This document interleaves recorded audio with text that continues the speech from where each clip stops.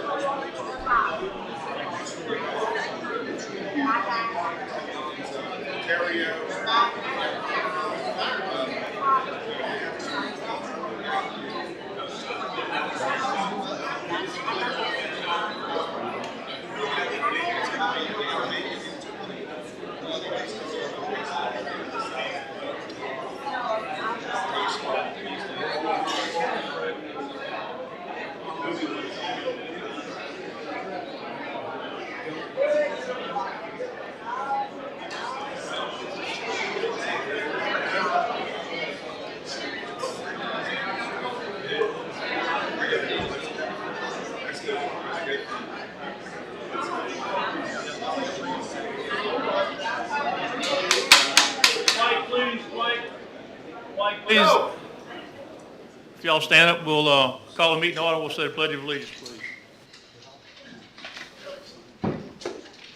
Pledge of allegiance.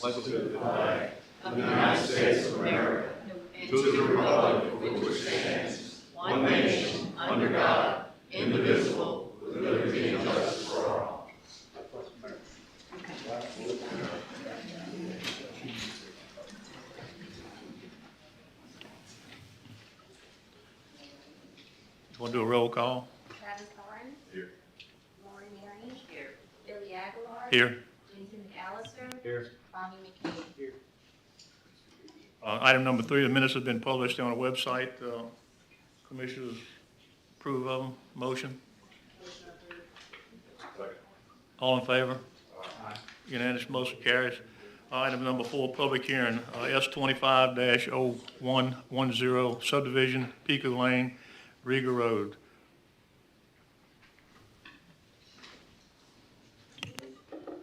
This is case number S-25-0110.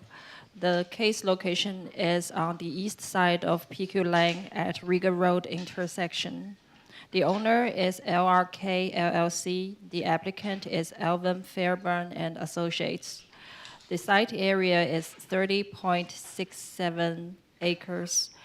The base zoning is C1 light commercial and C2 heavy commercial. The applicant requests to subdivide the existing tract into 4 new tracts, proposed as lots LRK LLC-1 through LRK LLC-4. All proposed tracts meet the minimum lot width and area requirements of their respective zoning districts.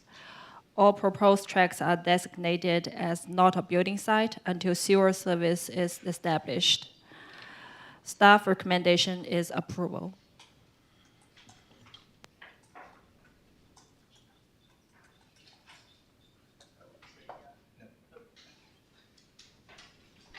All right. With that being said, I did just want to reiterate that this is not a rezoning. I know I've heard a few people say that this may be a rezoning. This is not a rezoning. Essentially, what is happening is that the applicant, the lot itself is currently 1 parcel, and what they're doing right now is subdividing it into 4, which you can see up here. So that, as shown up here, was currently 1 lot, and now they're re-subdividing it into 4 separate lots. So this is not a rezoning. The zoning is staying the same, which is portions of it are C1 and C2. So the zoning itself is staying the same. This is just a resub. All they're doing is just subdividing the properties. So I just wanted to make that point of clarification. How many lots are being subdivided? It's going from 1 to 4. I know, but how many different parcels? 4 parcels. It's going from 1 parcel to 4 parcels. Okay, but only 4, Only 4, yes. like behind my house. Thanks, staff. Ms. Fairman, you want to make a presentation?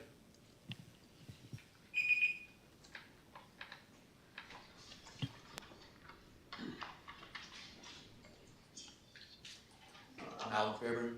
I'm representing LRK. And it's just like. Can you speak up, please? Yes. Oh, I'm sorry. Is it on? Yeah, it's on. It's on. Can you hear me? All right.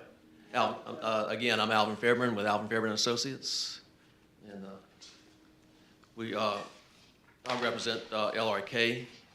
And again, just to reiterate what they were saying, that we're here to re-subdivide the 1 tract into 4 tracts. And as you can see, actually one of the tracts out of the 4 tracts, Riga Road, cut off. So we're trying to kind of clear some of that stuff up with this also.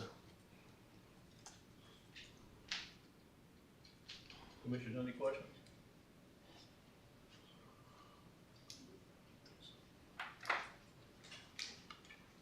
Alan, thank y'all have received. We'll open up a public hearing. We have people want to speak. Thank you.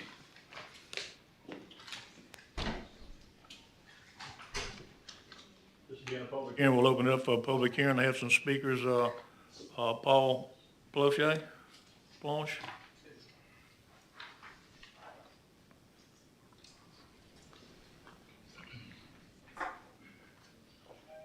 Hey, I'm Paul Cloche. I'm a resident of Woodbridge subdivision. I'm not sure who to direct the question to, if it's to the developer or the planning commission, but the concern is around any requirements that the developer will put on the tenants regarding light or noise abatement after or as a condition of sale.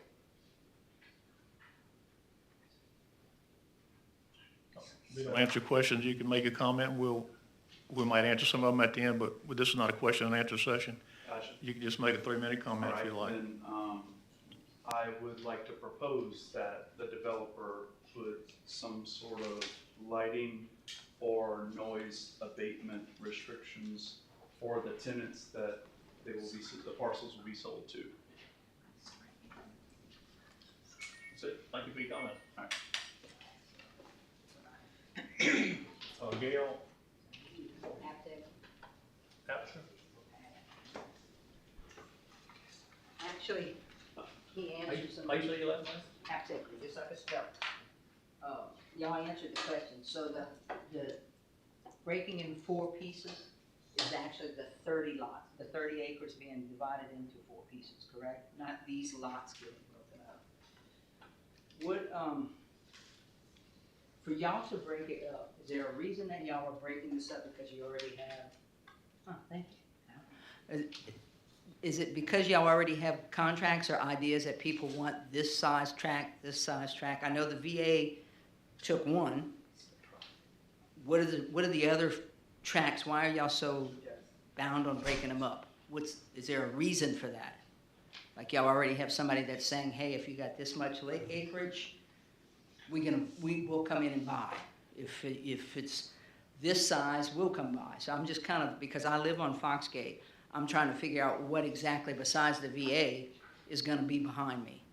And again, to go with Paul, it's gonna be lit up like a Christmas tree. If there's some kind of way to get the builders to take into consideration all those people that are on Foxgate, that my backyard is going to be lit up and, you know, the noise and everything else, if there is a way to get people that are gonna build there have some responsibility to try to keep it better for us. So, I think that's it. I thought, the way this looked, it looked like y'all were gonna divide those up, but that is the 4 divisions, right? Yes. Yes, okay. That's it. I just was wondering if somebody's building something and y'all had no idea. Thank you. Thank you. And again, ladies and gentlemen, this is not a question and answer session. We'll try to answer your questions if we can. It's a comment period.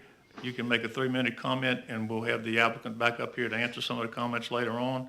But again, it's not a question and answer session. Next speaker is Al Thibodeau.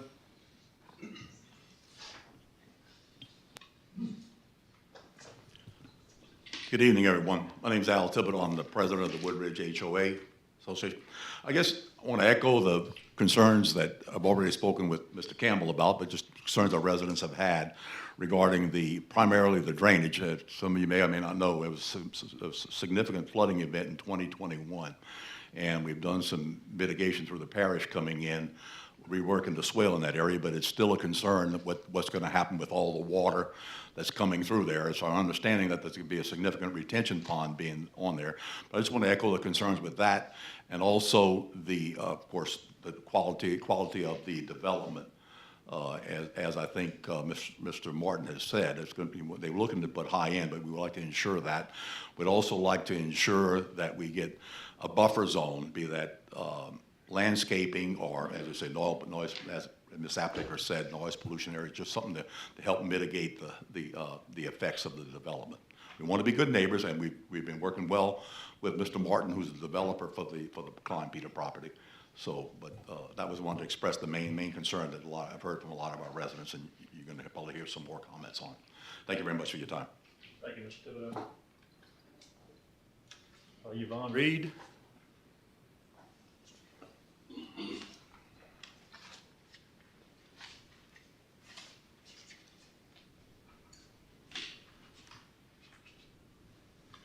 Hi, I'm Yvonne Reed. I live at 8844 Foxgate Drive, and my property backs right up to the affected property. I also own the lot next door. I'm opposed to cutting up the lots for public safety purposes. It brings more trucks, more everything into the neighborhood. We are a neighborhood of 330 residents, and some of them are old, like me. They just don't look my age. And some of them are very young.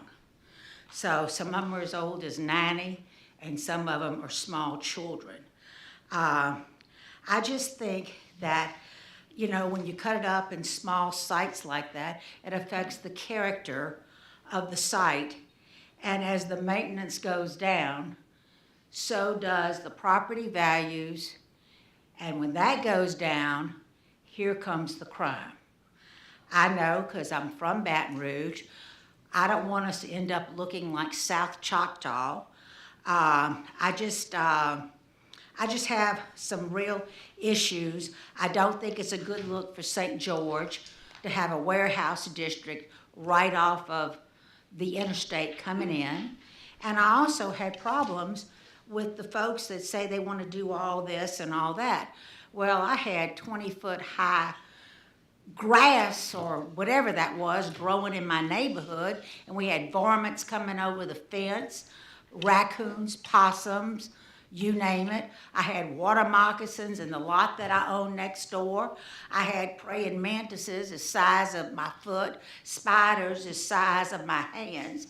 So, I mean, I just don't believe that there's going to be proper controls on it, because I saw it before. And what was the excuse? Oh, we don't have the money to cut the grass.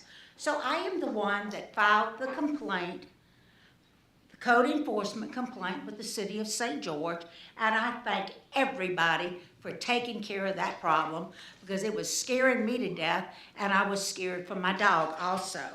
I just know that you're going to have, it's going to bring more people into the neighborhood, and this is just not good, backing up to a residential neighborhood. Now, it was zoned this way some 20 years ago. Let's just leave it the way it is. It's just unfair at this lake juncture, like my property, I've owned it for 20 years, and then you're going to come in and you're going to do this? It's just fundamentally unfair. And another thing that was unfair is that I called 4 times. Somebody kept taking the zoning hearing signs down, and St. George had to keep coming and putting them back up. But anyway, sorry. Thank you. Thank you for your comments. Edwin Let's see how close you can get to that. Klossner? Edwin Closer. Kloster? You did good. Guess I can't read. Good evening. My name's Edwin Closter, and I live at 9038 Foxgate Drive in Baton Rouge, St. George. And I am opposed to dividing this into 4 separate plots. My concerns primarily related to traffic, drainage, and the quality of life impacts on nearby residents. I'm being one of those. First, traffic. Dividing one lot into 3 separate businesses will significantly increase vehicle activity. Each business will generate its own customer traffic, delivery trucks, and employee vehicles. That means more cars turning in and out throughout the day. Increased movement, creating congestion and raising safety concerns, especially during peak traffic hours. I am concerned about how this will affect both drivers and pedestrians in the area. Second, drainage. 4 separate developments will likely mean 4 parking areas and additionally paved surfaces. More pavement reduces natural ground absorption and increases runoff. Given our area's history with heavy rainfall and flooding concerns, because we have flooded here as a result of this, I want this to be considered when you make your decision. Third, light and noise pollution. 4 separate businesses will likely operate independently with separate signage, lighting, and possibly different operating hours. That increases the likelihood of bright exterior lighting and more delivery activity and more overall noise. For nearby residents, that means greater impact on our daily quality of life compared to the single unified development. For these reasons, I respectfully ask this commission to deny this request to parcel into 4. Thank you for your considerations. Thank you. I got 2 other cards that doesn't have what I want to speak on. Stephen, lady, you want to speak on this? My questions have been addressed. And Francis Singleton, the only question I have was why the letter wasn't sent to everyone, and that's it. Everything else was addressed. Some people received letters and everybody didn't because it all affects everybody's property value. There's still a public hearing. Does anybody else want to speak on this, whether you signed up or not? Anybody else want to speak? There being none, we'll close the public hearing. Applicant, you want to come back up? Can we have staff speak to the? Yeah. I was just going to address his statement. So we send notices out to everyone within 300 feet of whatever project is happening within that area. So if you're located outside of that 300 feet, the letters don't go to those addresses. So But it it's still affects everybody's property value. yeah. So it's a radius thing. So that's why not everybody got the letters. Thank you. Mr. Fairman, you want to come back up?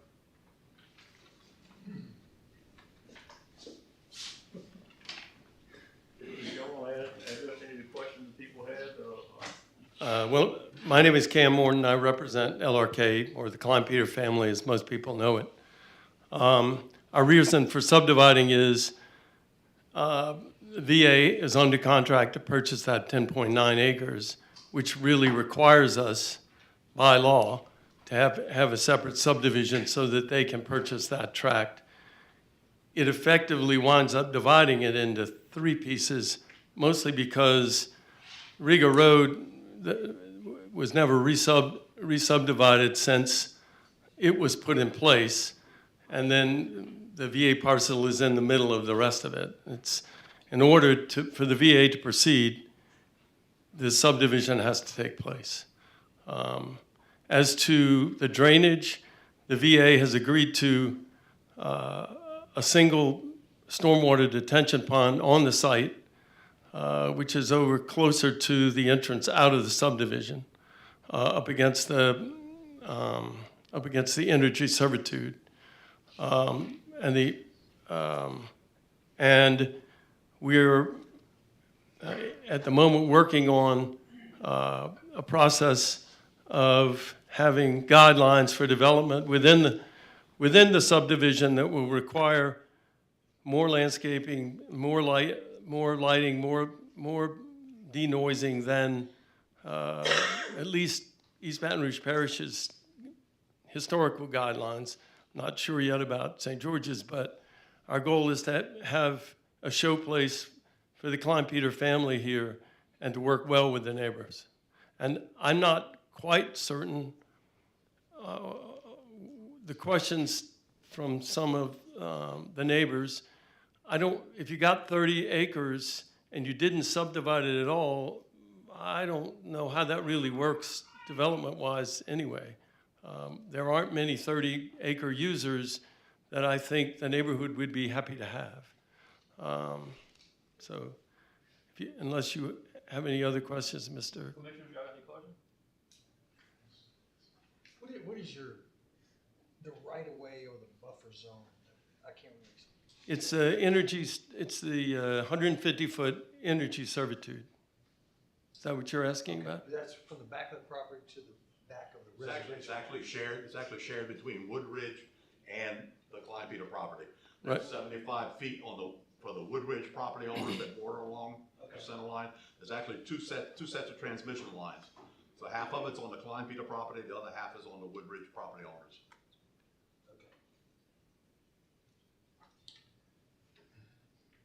Commissioners, any other questions?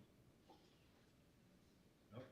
And a question for staff, this property is already zoned C2, they can build a medical facility on C2 zoning as it is now, can't they?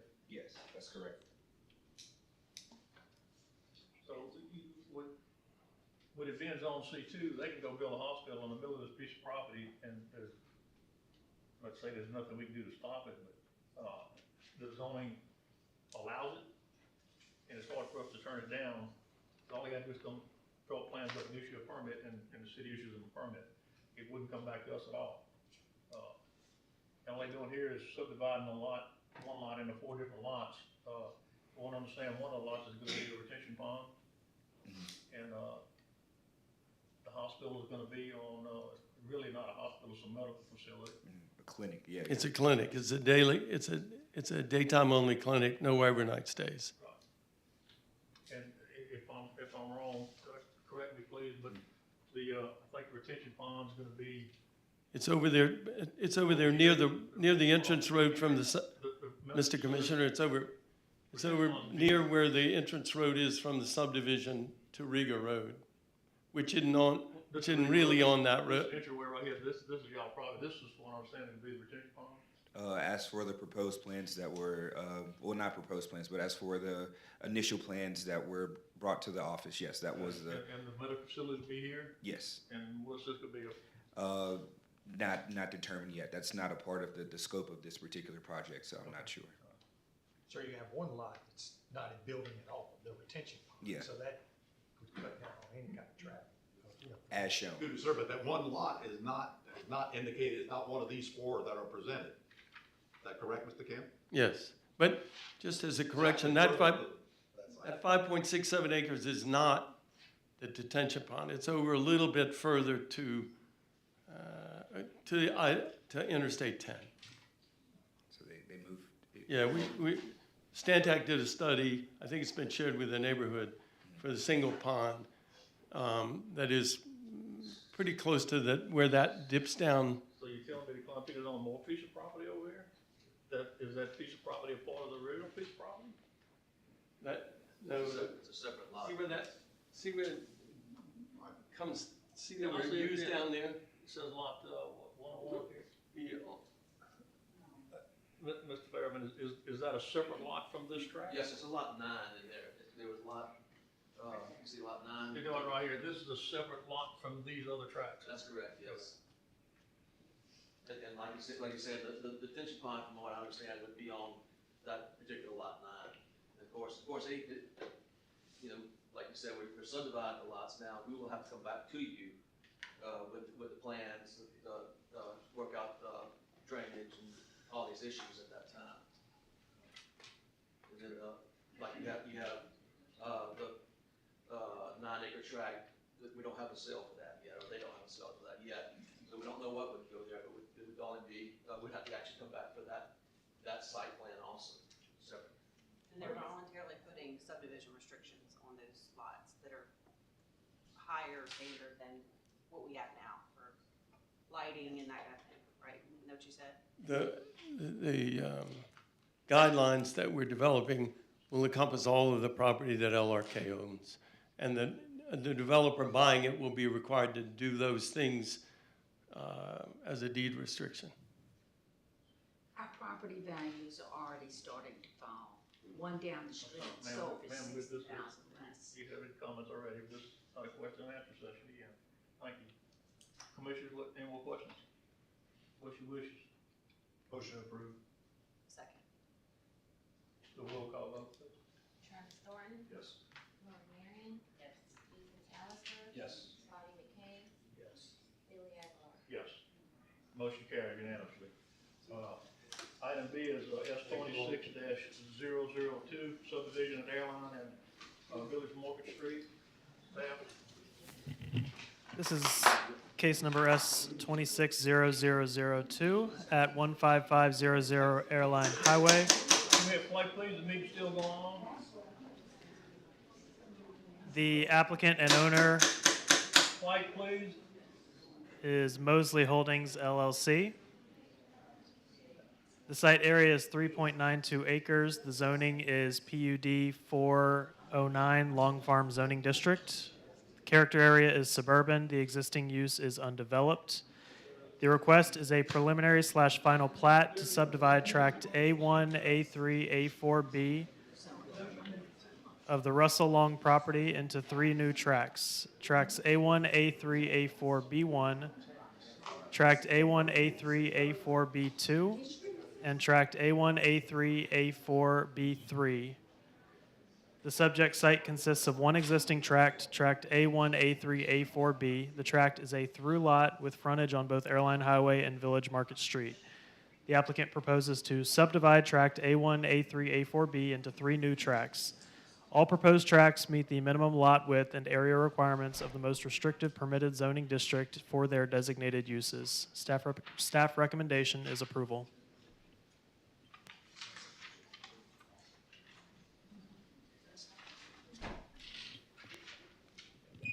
Good evening. David Patterson, Land Source Incorporated, 6730 Exchequer Drive, St. George, Louisiana. We're here representing the owner, Mosley Holdings. Quiet in the audience, please, so we can hear. May want to try to speak in the mic. I don't think. Yeah, Can y'all be quiet in the audience, please, so we can hear what's going on? practically eating the mic. I'm representing the owner, Mosley Holdings.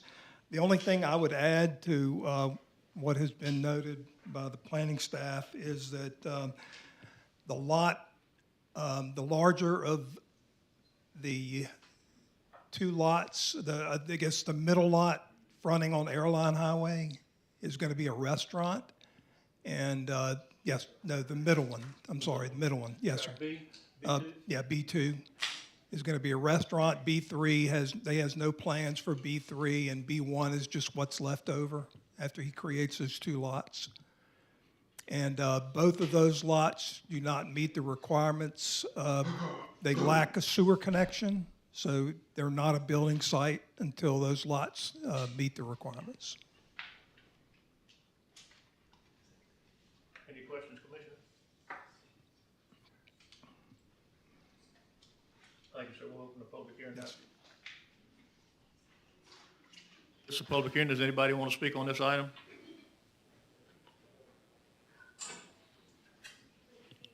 Whether you signed up or not, anybody want to speak for and or against this item?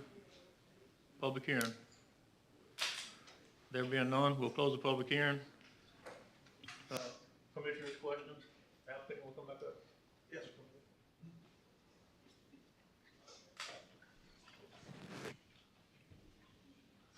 Any questions? Yes, sir. Two things. They all have non-buildable sites because there's no sewer on the lot. Yes, sir. Also, we know you're not gonna get access from the state to go down on highway for access to 61. So how are you gonna access these lots? There'll be private access coming off of the private road that comes off Airline Highway. Okay, staff, before we can subdivide this, do we have to have a servitude of access to get to these lots? We- Where did you say it was coming from again? It's not going to come from Airline, it'll come from the access road that's already existing. If there's no access roads to these two lots. No access roads to these two lots. That's We know the state's that's not gonna correct, give- but we meet the frontage requirements, we meet the area requirements, Correct, and but you have to have access to these lots. we have access if we want to by way of Airline. Okay, then we'll defer till you get us a permit from the Department of Transportation. Well, They're not gonna give you a permit to go down on highway. but he's not going to come off of Airline Highway, and he's going to have a private access that comes from the existing road. Understand, but you have to show private access, you have to show a servitude of private access on your map before we subdivide it. That's the, We meet the requirements to subdivide. The developer and the owner of the property is going to provide access. He's obligated to do that. We're just asking to create the two lots.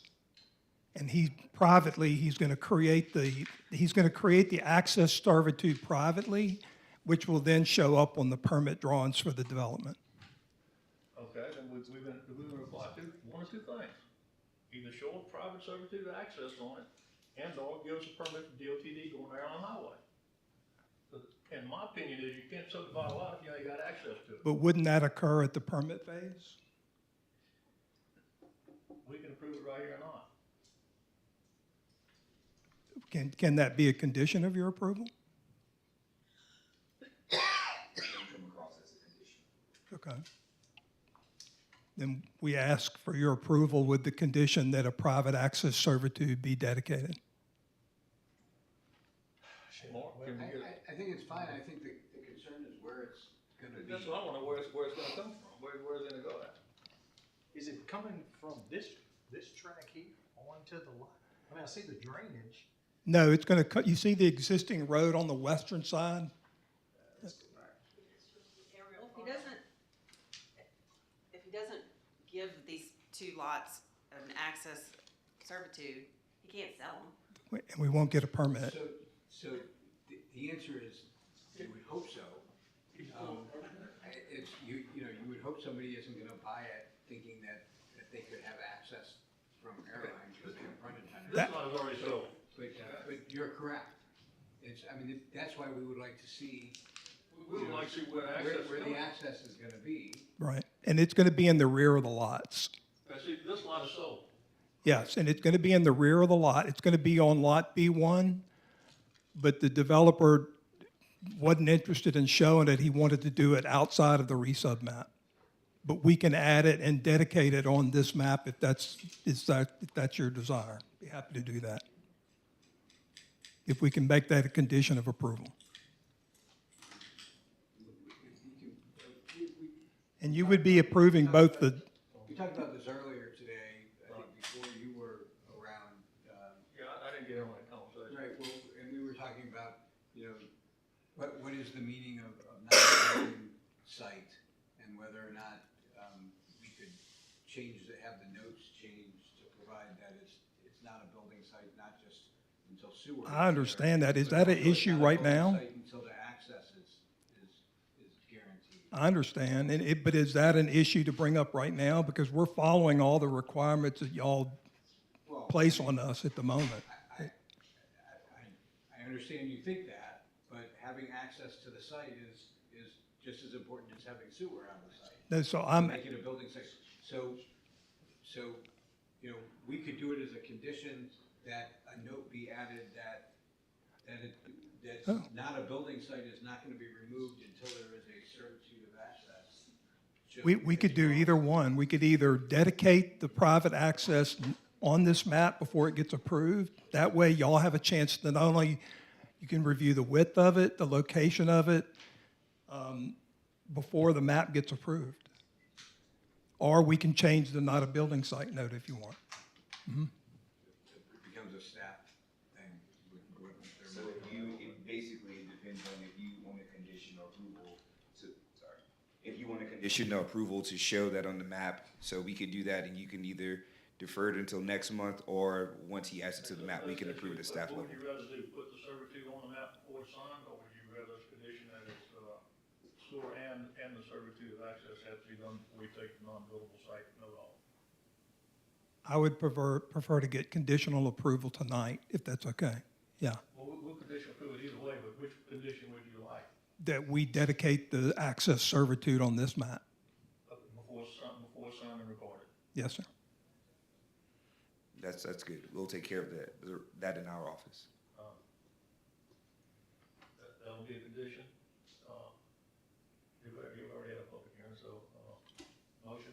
A motion to approve with a condition of the servitude, that we dedicate access of the servitude, access servitude on this map prior to signing. Second. Roll call vote, please. Travis Thorn, Yes. Lori Green, Yes. Jalen Gallagher, Yes. Bonnie McKay, Billy Aguilar. Yes. Thanks, sir. Motion Thank carries. you.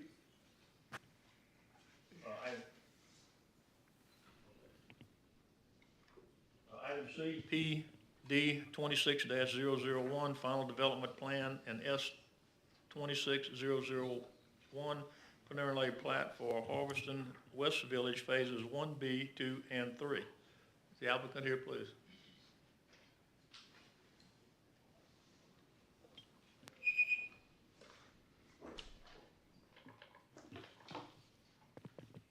Good evening. Is this thing on?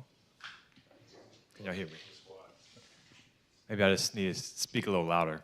All right, my name is Joseph Marino with DDG, representing the developer of this property. I guess would now be a good time for me to just cover a few points, or would Bryant like to start off? We can start by reading the staff report. Sounds great. I'm sorry, I got ahead of them. Let them read the staff report, please. if you We're, don't mind. we're all excited. This is case number PD-26-0001 and S-26-0001. The location is on the north side of Blue Bonnet Boulevard, near the intersection of Nicholson Drive. Site owner is SLP LLC. The applicant is West Village Development-CDL LLC. The site area is 46.02 acres. The base zoning is PUD-17-06, the Preserve at Harveston zoning district. The character area is suburban. Existing use is undeveloped. The applicant requests approval of a final development plan, PD 26001, to subdivide tracts V2 and a portion of tracts V4 and W1, Longwood and Birtville Plantation, into Harveston Western Village Phase 1B, Phase 2, and 3 to include 178 developable residential lots, 12 common area lots, including 2 lots, each containing a private detention pond, new public street with sidewalks and subsurface drainage, new private alleys, and new private sewer lines. Staff recommends approval of the final development plan and the concurrent preliminary plat, subject to a list of conditions. And please refer to finding 12 of the staff report for details. Thank you.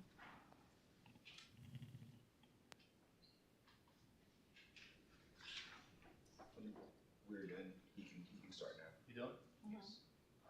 Sure you done. All right, good evening, again, Commission. Again, my name is Joseph Marino with DDG. So just a quick recap. This project came forth a few months back. It's the West Village project in Harveston. At the time, there was a lot of discussions being had about access, both to Bluebonnet, but interconnectivity to within Harveston. And essentially what got approved, what felt to be a partial plan at the time, was for 30 lots. And those 30 lots got approved that night. But all to basically plan to come forth again at another time, which is tonight, to present the remaining portion of the development, which combined with the current 78 lots, another 30 lots, about 208 lots total. Now you can see the full picture of what the development team has in store. And since then, there's been a lot of coordination with City of St. George Planning Commission staff, and as well as the Harveston development team, our team. Everybody's been working closely with one another basically to get to this point. And so happy to answer any questions that you have, and also go into any more detail that you'd like me to. Let's open the public comment period. I see we got a couple, maybe 1 or 2 speakers. If you don't mind, if you have a seat, Sure. We'll call you back up in a minute. We'll open up a public hearing. Mr. Larry Galloway.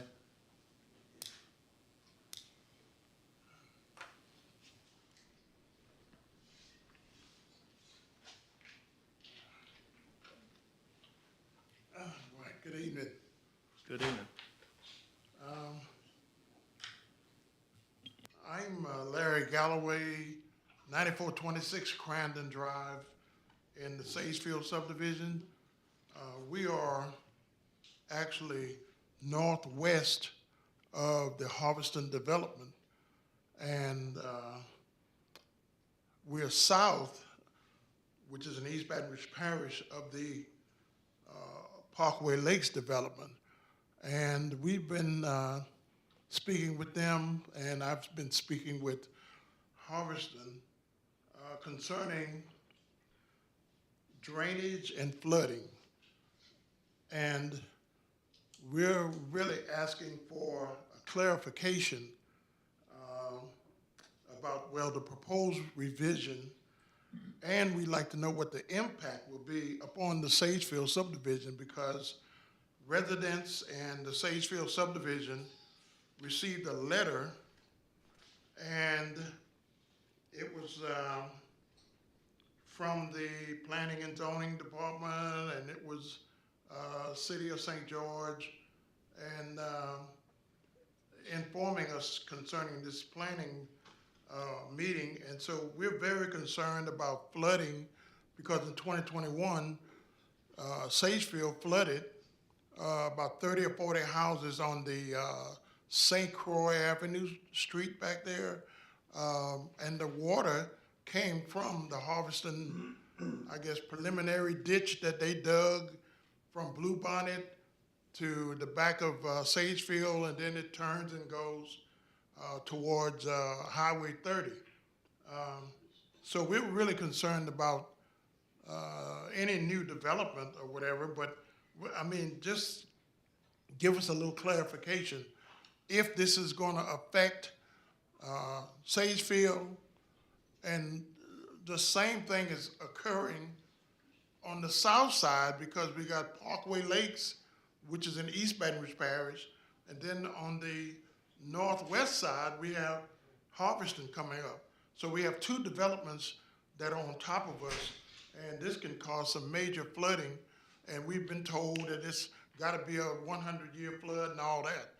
But right now, the neighbors are not taking that into consideration. So we're asking that the Harveston development and everything, just give us a little better clarification on your development and what's going on in your changes, that's all. If they could do that for us. Thank you for your comments, sir. Thank you. Any other person want to speak on this item? Yes.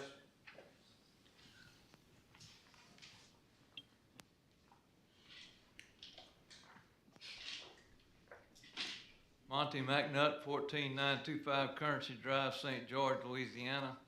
You've heard tonight from a previous case, in this case, where people are concerned about flooding. I am concerned about flooding as well. I do not live next to the proposed subdivision, but I do live in an area in St. George where flooding is a problem. I am against it because you're building in an AE flood zone. And I'm against it because the developer has not shared with the local HOA or local communities what they're planning to do and how they are planning to mitigate any flooding. I'm against it because there's no way for the general public to find out the details of what they're going to plan, as far as I know. I do plan to ask you after the meeting how to find that information out. So those are the three things that I'm against it for, and I would certainly encourage you to at least put it on hold until they get with the neighborhoods, explain that they're doing responsible development and that they're helping take care of their flooding issue. So, thank you. Thank you, Mr. McNutt. Any other speakers?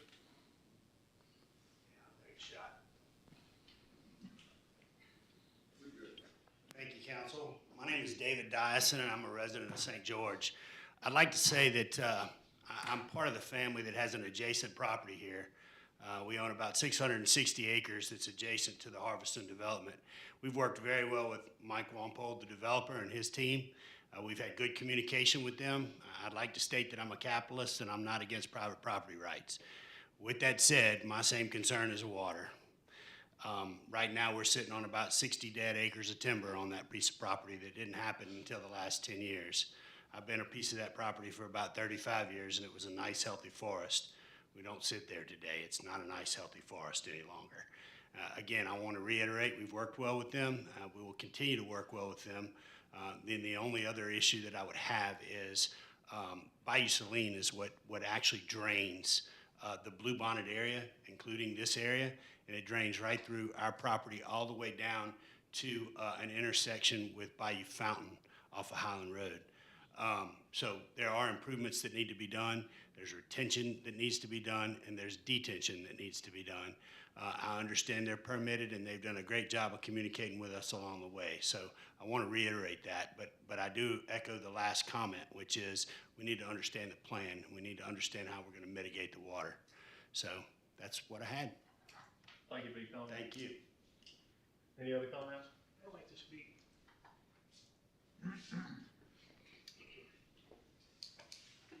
My name's Steve Feck. I live at 2710 Woodway Avenue in Lexington Estates. And my concern is that I don't have no information. My rear yard backs up to this property, as far as I understand. Because I haven't gotten a whole lot of information. This is the first map that I've seen that actually shows the layout and how it abuts to the adjacent property. So my concern is just that there's not enough information for the homeowners whose homes line the back of this tract of land, as I understand it, in Lexington Estates. Where I know some of the neighbors at a past meeting are inquiring what is going to happen. It's going to be residential backing up to residential. Is it going to be apartment complexes? Is it going to be townhome? Because, you know, something I received via email shows a combination of all of that. So I'm just asking for more information so that the residents in Lexington Estates whose property abuts this tract of land that's going to be developed, that we have some input, even some knowledge of what's going to happen. I haven't seen anything at this point in time. Thank you, sir. Thank you for your comments. Just for y'all information, if anything comes up on the agenda, if you will go to the City of St. George website and click on Planning and Zoning, you can go to the site, it says Agendas, and you can click on that agenda, and it'll say Planning Commission Agenda. And if you click on that agenda, it will bring up all these items.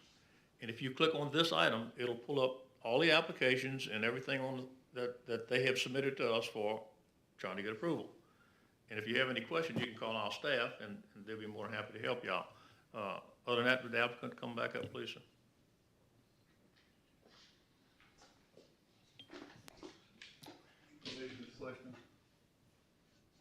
I'm happy to address some of the concerns as well. Well, the concern that he just had, do you plan on doing some kind of multi-development, commercial and/or? Not for this development. So what's being voted on tonight is just for single-family residential. Lexington, I think, is a little bit on the other side of Bluebonnet. This backs up to, if y'all said it, it's on the tip of my tongue, but it's not Lexington. It's to the east. Actually, no, straight to the north. I'm looking at the map. Is that Hermitage? No. It's the former Gladys Carson tract. To the north, it's Nicholson Lakes. Nicholson Lakes, that's right. It's Nicholson Lakes to the north. Lexington is on the complete opposite side, so this doesn't touch Lexington whatsoever. But all these lots are single-family residential lots. That's the information I was asking for. So this is on across the street. That's correct, yes, sir. Additionally, in regards to the drainage, it sounds like there were some recent flooding events, relatively recent in 2021. I don't have any knowledge of that myself. However, I will say that as a part of this development, there has been an extensive drainage impact study performed. It's gone into some very intense calculations as it relates to different flood events, different rainfall intensity events. And as you can see in this plan, although partly cut off, there is a long pond and on the side, and then a big pond in the back that are going to be interconnected with one another. So those ponds were designed to not only have the capacity for this development, but for additional development adjacent to it. So I flooded with a half-inch rain. I took 3 foot of water. I'm sorry, sir. You come to Commissioner's question? So we approved a 30 lot. That was phase 1A, right? Correct. A couple months ago. And we were limited at 30 lots for, there had to be multiple ways of egress. And then I think we were waiting on some other information as far as traffic goes.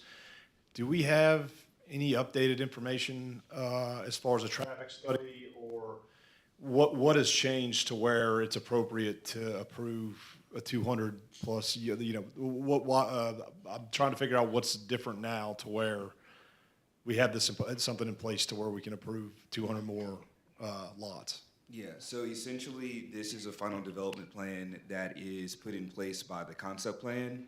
With this final development plan, essentially looking at it, the issues that came across with the concept plan overall, where it didn't fully match, we were asking for changes to the concept plan so that this aligned. As is being presented, did not align the first time, as there were changes to some of the traffic, and that also made some changes to the drainage sites that you see on this particular map, needed to also be updated and reflected within that concept plan. So we also asked for a concept plan change to ensure that that happened.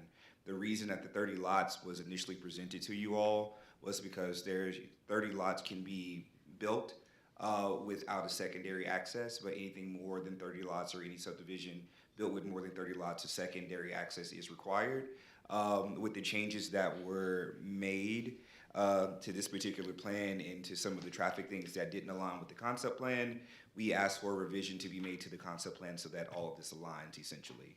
So the concept plan is your overarching document. The final development plan is a smaller piece of that. This is that smaller piece that didn't fully align with the concept plan. So we asked them to come back and revise the traffic study to match what they were proposing, which goes into some other things. But as of now, the revised traffic study has not been fully completed to the satisfaction that the city has requested to meet all requirements. And then based upon the finalization of that traffic plan, a drainage impact study may be required, as depending on what roads are chosen, where things are being placed, and how outfalls will align for drainage. That could change the general green space and open space requirements, as well as some of the drainage as well. So a drainage impact study could be required based on what is finalized for the transportation impact study. So to answer the question in brief, we're still in the midst of getting feedback on that finalized transportation impact plan to determine if a drainage impact study is going to be required. But to move this forward, they would need the concept plan to be approved as well. And as of now, the concept plan would be looking for a conditional approval, as we don't have a finalized traffic impact study or a drainage impact study to confirm that everything meets full requirements. Does that make sense? Yes, sir. This was brought up to us today, and from what I understand, the concept plan is trying to eliminate both roundabouts on Brightside to either red lights or whatever. If that happens, then we're gonna go all the way back to revising what we did with U Club South. Because the roundabout, the approval for U Club South is contingent upon that roundabout being built. There's two new filings in U Club, not U Club South. Oh, excuse me, I'm sorry, U Club 12th and 13th filing. Is that correct? So And it's yes. contingent, and you made it contingent upon COs not being issued until that roundabout is completed. So this creates a whole big problem here. So Yes. I would recommend that we defer this for at least 90 days until we get a new drainage study, a new traffic study, and a new conceptual plan for the whole Harveston and this project here too. And it seems like we're putting the cart before the horse to approve the minutia before we had the overarching plan Yeah, approved. so the concept plan is on the next agenda for you guys. So essentially, it's just kind of how the agenda's played out. But yeah, so essentially, this would be contingent upon approval of the concept plan, because we couldn't approve this technically without the concept But plan. it has to go to council too. The concept plan does have to go to council as well. So let's just say in a world where everything went through today, and you guys did say we want to recommend approval on this, that approval of recommendation or recommendation of approval, this would basically sit on my desk until the concept plan was accepted and signed off on by council. Would technically the approval of this tonight have to be contingent, like, would it be worded as in this approval is contingent upon the concept plan, which is on the next agenda right after this, to be approved? Yes, so essentially, if you guys did say we don't have an issue with this, this approval is contingent on the concept plan. Whatever you vote on the concept plan, I wouldn't be able to stamp off on this for approval until the concept plan meets the standards that we require in office. What I'm saying is that if the concept plan is gonna require a new drainage study, a new traffic study, we don't have that. Not a completed one, no. So there's no use conditionally approving this until, I think we need to defer it until we get the new traffic study, and the new drainage study, and the new conceptual plan. So although the, Brian, could we ask the drainage study, address the concerns of the gentleman who has the adjacent property to? sure, we could definitely cover the drainage study in more detail and Sean Giroux is the representative who did the drainage study. I'm sure he'll be happy to go into detail there. As it relates to the traffic study results and those impacts to drainage, we're not anticipating anything that's going to cause or trigger to alter the drainage study. The improvements at the intersection, whether it's a signalized intersection or a roundabout, are minute compared to the impacts. Like it's kind of tomatoes, but we're not anticipating a drainage impact study change. But maybe Brian can go into a little bit more detail as into how the staff has gotten comfortable to even get to the point where they are recommending the conditional approval tonight without the approved traffic study in hand, because there has been a lot of back and forth between the developers, the engineers, the city engineer, and the staff to get to this point tonight. Did you guys want me to go into detail? Or Sean, did you want to talk before we start? Commissioner, Sean, why don't you go ahead and ask you a couple of. Okay. All right. Good evening. Sean Giroux with CSRS. CSRS is in charge of the overall concept plan, which is much bigger than this little piece of the puzzle. We're in charge of the overall master drainage study, how all the lakes and everything's interconnected. And we're also in charge of the overall concept plan traffic study. When I say concept plan, this community is big. So it's a much larger pieces of it. So, thank you. So, regarding the drainage study, I don't know where we go. There is a master plan drainage study that shows multiple ponds and connections and how this all fits together. So the good thing is, this is not a piecemeal drainage design community. It's been designed all at once, reviewed all at once by the staff, all consistent design calculations, and everything's been fleshed out, which is the proper way. It's basically plan and drainage for an entire city, small city within a small city, right? They're implementing the overall plan. So the drainage study for a concept plan, final development plan approval, of course, MI approval, that is complete. That is done. The drainage piece is this map. If you can grab this map and flip it true north, we had some questions about Lexington Estates. You almost go north 3,000 feet south before you can get to Lexington Estates. The other questions I heard about the neighboring subdivisions, there's been a master plan study. It continues to get reviewed and evaluated every single time someone wants to build something here. The reason why I say that is you have to do another final development plan. Anything different than this, each piece of the puzzle comes right back in front of this board. We get to re-ask the staff, how's the drainage doing? It's a drainage study, this thing's not gonna go up, overnight. It's a drainage study keeping up, it's a traffic study on par. You have that opportunity to keep asking that question every single time. I'm talking about you put in a 7-brew coffee. You have to go do a final development plan, have to come back in front of this board. Y'all can keep asking these questions. How are we doing on drainage? Infrastructure first. How are we doing on traffic? Infrastructure first. You can keep track of that through every single element. So we can talk about more on the concept plan discussion, which is following this, and the questions are, is the traffic study complete?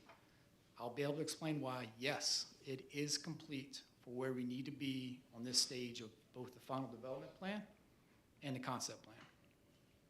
Sean, the concept plan, if I understand, they changed and they want to eliminate the 2 roundabouts, and doesn't the drainage from all this go through the roundabouts now? So if you change the roundabouts and you eliminate the roundabouts and you put red lights in, all that drainage has to change, is that correct? No.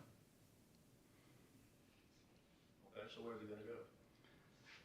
The drainage studies, drainage studies aren't the detailed design drainage calculations to put a construction plan set together. This is the overarching. It grabs 1,000 acres, goes into a pond, 1,000 acres got to go underneath the roadway, goes over here. It doesn't get to, is it a 12-inch pipe, 18-inch pipe? It doesn't get that level of detail. It's not supposed to. When we get to construction plans, yeah, someone's going to put something underneath their roadway. What size pipe does it need to be? That's never done at this level. That's done in construction plan times. Our drainage calculations, the roundabout is a much bigger footprint than what a signalized intersection is gonna be. Our study's conservative, assuming it's a much bigger roundabout. It's so much so, just as Mr. Marino stated, that if we build the signalized intersections, if there are J-turns, none of that will require a revised drainage study.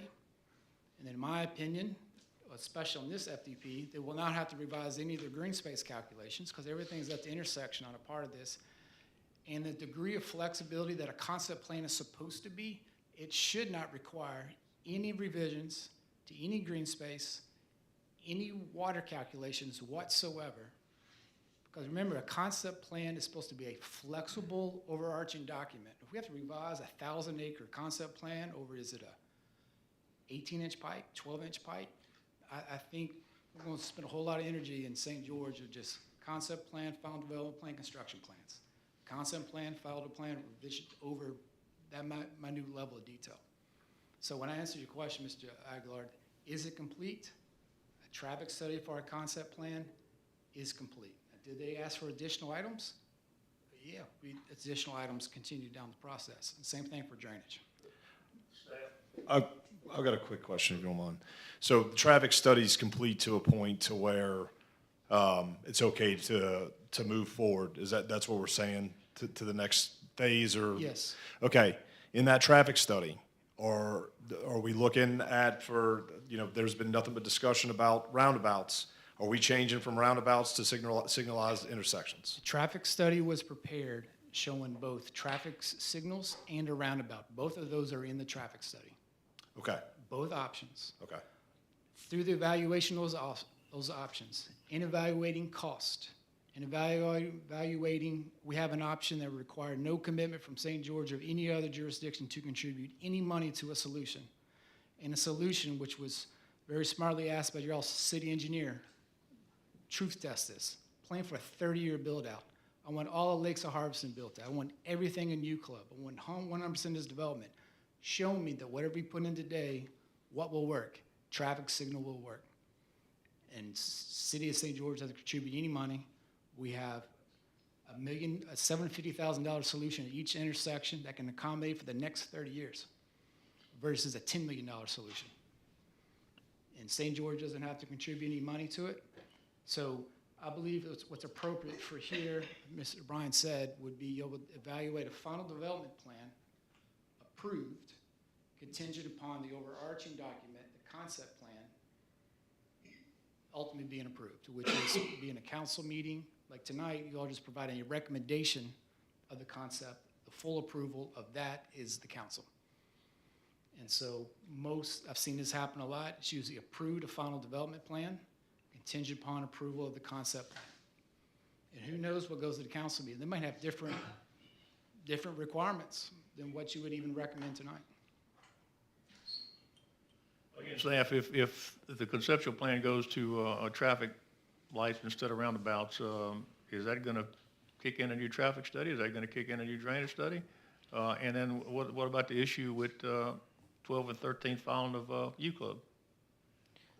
So the way essentially it will work is even if you guys move forward with this, like I said, as a conditional or contingent approval, the plan can't move forward and I can't sign off on it until the concept plan itself has been signed. The traffic impact study has been signed off by our city engineer. And if there are any changes to the drainage impact study, which there could be, that would have to go back and be updated as well. So essentially, a contingent approval would just have this sitting on my desk to be signed off once the concept plan is accepted or approved by city council. And may I, Mr. Aguilar? Yes, sir. We're also, CSR also the applicant for U Club. So what would happen with U Club, obviously, if it is, the intent was an improved intersection in connection to U Club. That's what's needed for those projects to get approved. I don't think the spirit of that concept changes if we have a traffic study that shows a signal works versus a roundabout. What we really wanted was a connection to U Club, another way in and out for an 850 lot subdivision. That's really what was matter for U Club. It was just at the time, everyone was thinking roundabout, roundabout. Well, guess what? We got 2 quotes for the intersection. That's a $5 million intersection. We have to rip up the roadway while people are trying to drive in that community. A signal you can put on the outside edges, not disrupt traffic. And we actually get it done quicker. We don't need anybody else's money. So what would happen for U Club? The condition is changed. Either one, the staff can say, someone's changed the intersection. Either you would come back to the planning commission and amend the previous approval to not be specific to a roundabout. It would just be specific to a signal. But I don't think there's anything legally, y'all cannot allow that project to get approved if they have a different approved intersection than a roundabout there. Mark? Let me ask an alternative question. Mark, we approved, you 12 and 13 following conditional upon that roundabout being built, and somebody from Morrison was here saying it would be built before they got through. I need to see exactly what was said at the meeting and how the discussion went, look at the minutes, look at the motion, whether it was tied to the roundabout or just tied to access to. It was tied to a roundabout. It was tied to the I mean, roundabout. that's my memory of it, but I would like to see exactly what was said. If it's tied to a roundabout, we're gonna have to change the approval. Yeah. And I don't see how one, Or not. another applicants, even though it's other applicants, can be held up on approval or dictate something, a $5 million solution versus a $1 million solution. Well, we can give you approval with the roundabout included if you want to. For which one? So we can give you approval if you want to do the roundabout right now. You a recommendation to the council. There's no approval tonight. There's no approval tonight for a concept plan. Yes, there is. Well, we're not really doing. Well, excuse me. We're not Yeah, yeah. discussing the concept plan. Yeah, this project right now doesn't attach to Yeah. Blue Bond or anything else, so. Well, But it goes through. It does, because until the changes to the concept plan are approved by the council, Bryant can't approve, can't sign off on this. So we can approve it, so it's gonna be, it has to be subject to, you all can approve it tonight, subject to the concept plan being approved, the changes to the concept plan.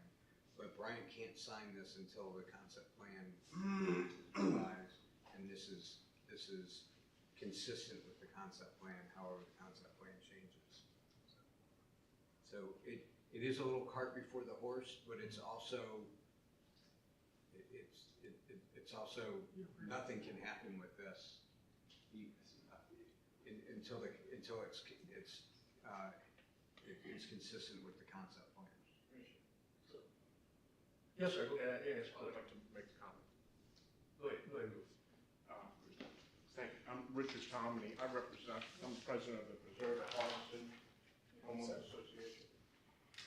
And we've been hearing for at least 2 years, maybe 3, about the roundabout and about the opening up of the connection between U Club through the lakes at Harveston and right next to Preserve. I've not heard any mention of the traffic impact that has on people who live in the Preserve trying to get out of their neighborhood when you have, the U Club people funneling through to get out. So I think some consideration has to be given to that, which maybe has already been done. But we were told that the roundabout's gonna solve the problem of having a traffic light where traffic is gonna back up, leaving Preserve at Harveston, 320 homes, leaving the lakes, which is gonna be 1,000 when they're finished, and then 800 of U Club, however many choose to go through that instead of going on Nicholson, which they do now. So it's gonna be 1,000 of U Club. Yeah, so it's gonna have a major implication on traffic, not just in U Club, but also in the lakes at Harveston and the Preserve. Personally, I think it's premature to move on this, and I agree with Mr. Commissioner Aguilar, until those traffic studies are completed, especially if you're changing the concept from a roundabout, which is what we've been hearing about for 2 years, to a signal light. I think it's a material change, and I don't think it should be just kind of sloughed off as, well, it's cheaper, and therefore it's going to work the same. No, it's probably not. So I would support the commissioner in deferring this until the studies are in and everybody can make an informed decision. Thank you. Thank you for your comment. We now open the public comment period.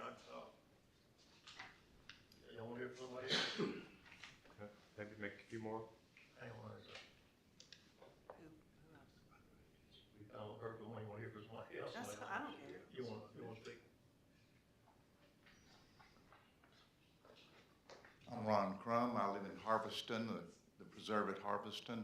I just want to reiterate some of the points that Richie made, and that is, but I also want to ask for a public hearing if you're planning to remove the requirement for a roundabout. Every drawing that we've seen said we were going to have a roundabout so that we could get in and out of the subdivision when they opened it up to U Club. And so we need to at the very least have a public hearing, and we will probably have 350 homes from Harveston show up at this meeting and U Club wanting the roundabout. The other aspect of this, I travel a lot. I'm sure all of y'all travel a lot and you go places, and many times you're 90% of the time when I travel, I'm traveling places that always seem nicer than Baton Rouge. I don't know whether that's just some normal psychological effect, but here in Baton Rouge, we throw away, we don't preserve our greenery. We don't preserve, we take the cheap solution. And what Walpole and Fetzer have done in this area is they built a dynamite, just an amazing development out there, and it can be even better if we persist with the roundabouts and the commercial development there. It's going to be really a mecca, and it's going to attract a lot of tax dollars for the city of St. George, as long as we don't blow it and make it look like every other street in Baton Rouge with signal light after signal light after signal light. Thank you very much. Thank you for your comments.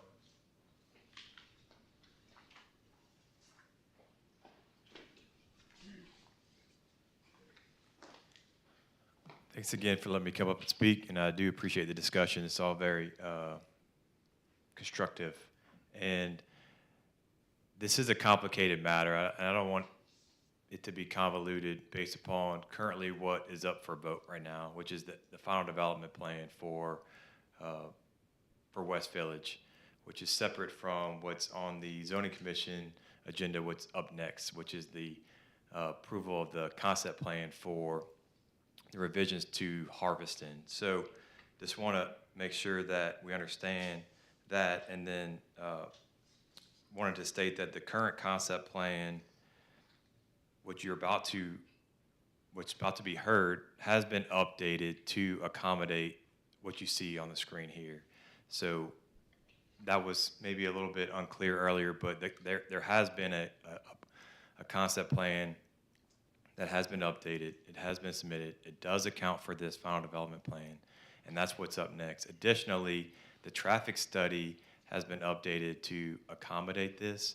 That somebody, maybe Mr. Giroux mentioned a minute ago, this is just a small little piece of a very large development that's got a lot left to be developed. The impacts of these homes, and maybe the traffic consultant with Victoria would like to speak upon the potential impacts that these 200 homes have, but it's far less what the full build of the entire built-out Harveston will be. This this development, to my knowledge, shouldn't have the impacts that really trigger the roundabout or the traffic signal intersection. It's more or less, just like I said, a smaller piece of the pie. And to my knowledge, the study currently accommodates the final development plan. And then, I'm not an attorney, but from a legal perspective, if this is a conditional approval on the approval of the concept plan, which may be conditionally approved pending the traffic study gets approved, maybe how that's set up. So I'm not sure how a conditional approval is contingent upon another conditional approval. It seems complicated, but I'm just curious to see and understand how that works. Okay, here we are. You're asking us to approve a preliminary plat, and we're fixing to review a conceptual plan that's going to change all of the whole concept of the whole subdivision. And that concept plan has to go to council for approval in the next 30 days. So we won't know if the council's going to approve it till 30 days from now, but you want us to approve a preliminary plat before we know that this concept plan is going to be approved. If it's just gonna sit on Frank's desk, Yeah. one way or the other, I don't think there's any harm essentially, if you guys contingently approve this, we would have to meet the concept plan, match this, and it would have to be signed off on by engineering staff and planning staff before you would be able to. It still goes to council for approval too. That's right. This only goes to you guys for approval, but the concept plan goes to Concept plan council. doesn't go- And we would, Not this, but concept plan. the approval would, for this would sit until council approves the concept plan, which So ultimately would this is prevent us small from having. means compared to the concept plan. The concept plan is honestly what is the one that would really need to have a closer look. This is really just contingent on the concept plan itself. So this isn't truly going to change one way or another. Whether you move it forward tonight, the concept plan is going to be the one that's doing most of the heavy lifting in this. And ultimately, your approval tonight would prevent us from having to come back to a public meeting for this. Which doesn't seem like another public meeting for this would be warranted, but for the concept plan, can't speak for that.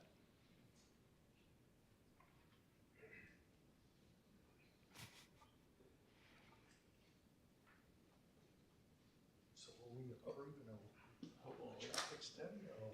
No. So we haven't gotten to the trap. That's the concept plan. The way the agendas are set up, we would have talked about the concept plan first, because the concept plan technically has to be approved before this can be approved. But the way the agendas are technically set up, we take zoning first and then planning second. So you're hearing the cart before the horse situation, right?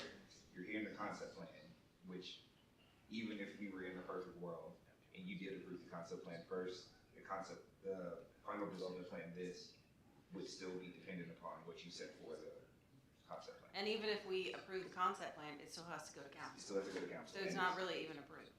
No. It just sits. Yeah, I don't know, my recommendation is we trying to hatch the egg before the chicken lays it, but, I don't deny that. But one last thing to point out is that. I would say we do this at a minimum, we defer this for at least 30 days to we'll see what the concept plan comes up next. Let it go to council. Council approves it, we'll bring it back up in 30 days. If not, and they need to do some other additional traffic studies or drainage studies, we'll defer it again until we get the additional traffic studies or drainage studies. That reasonable request?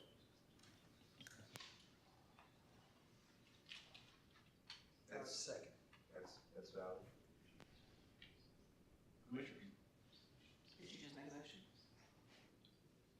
I can't make a motion. So I can't make a motion. I'll recommend somebody make a motion that we defer this for 30 days until the concept plan comes up next, and then it goes to council. If council approves it and it does not require any drainage and/or traffic studies, we'll bring it up 30 days and we'll approve it. Or we'll have another public hearing and we'll approve it. We may approve it. For 30 days, or until next planning and zoning meeting. April 6th. Roll call vote, please. Travis Martin, Yes. Lauren Marion, Yes. Jason McAllister, Yes. Bobby McKay, Yes. Billy Aguilar. Yes. Thank you. We'll defer it till the next meeting. We'll see what council says, if council approves the conceptual plan. I appreciate your time. Thank you.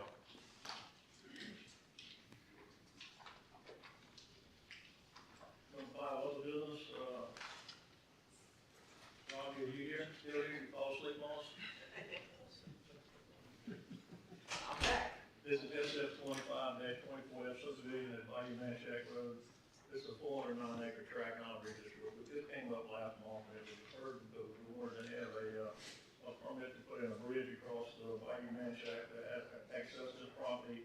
I'll send a copy of the Ableville approval based, conditional on the engineer's plan getting approved, to staff. Staff just left, so, anyway, y'all wanna read we don't have to really read this, this is really a simple deal. It's a 500-acre tract, basically, he's putting an acre and a half out to build a house on. And since this is a public comment period, we'll open public comment. Anybody want to speak for or against this? I do.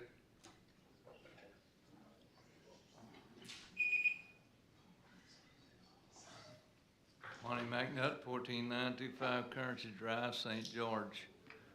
As of last month, I spoke against this. I am still against this because it's in an AE flood zone. We need to stop building there till we have a plan to prevent flooding in St. George. Thank you, Mr. McNutt. Anybody else? And again, this is just a subdivision of a lot, it's one, Mr. Robbie, you build a house, he's gonna have to mitigated fill. I think he already has a wetlands permit, I know he already has a wetlands permit. And this is, again, just a simple division. Commissioners, what you will? I got a question. Was talking to staff earlier. What type of foundation are you going to be using? Are you going to do pier and beam, or are you doing a slab? We're gonna do a slab. You do a slab, okay. We're gonna dig the dirt from the pond and use it. I had some false hope there to where it was going to be put on pier and beam. All Well, right. look, in theory, that's where we're at, but I'm a long way away from that final design of what we're gonna do. Any other questions? Motion? I'll make a motion to approve. Second? Second? Roll call vote, please. Travis Thornton, No. Lauren Marion, Yeah. Jason Gallister, Yes. Bobby McKay, Yes. Billy Aguilar. Yes, motion carried. All right, thanks. There being no other business on the planning commission meeting, motion? Motion adjourned. Second. All in favor? Aye. Planning commission is hereby adjourned. We'll go directly into the zoning commission meeting. Welcome zoning commission meeting Monday, March 2nd, 26th. St. George Fire Department, 14100 Allen Highway. Everyone's present. Meeting will open on the website. Motion? Motion to accept the minutes. Second. All in favor? Aye. This has been accepted. Number 4, the public hearing. Code 17-060, revision 5, changes to conceptual plan for the preserve and harvesting. Staff, want to read the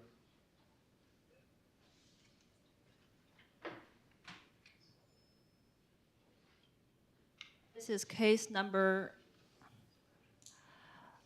PUD 1706C, revision 5. The site is located on the east side of the intersection of Bluebonnet Boulevard and Nicholson Drive. The owner is SLP LLC, applicant is CSRS. Site area is 542 acres. The zoning is PUD 1706, the Preserve at Harveston zoning district. Character area is mostly suburban. A portion of it is rural. Existing use including undeveloped land, low and medium density residential and agriculture. This request is the 5th revision to the approved concept plan for PUD 1706. And the applicant proposed the following changes to open space and buffer zones, parcel boundary reconfiguration, land use tables, use definition, circulation and access, and construction phasing. Staff determined that the proposed revision meets the UDC definition of a major change as they significantly impact approved uses and surrounding properties. Staff recommends approval with a list of conditions, including an updated traffic impact study, an updated drainage impact study, and subsequent concept plan coordination with the planning department.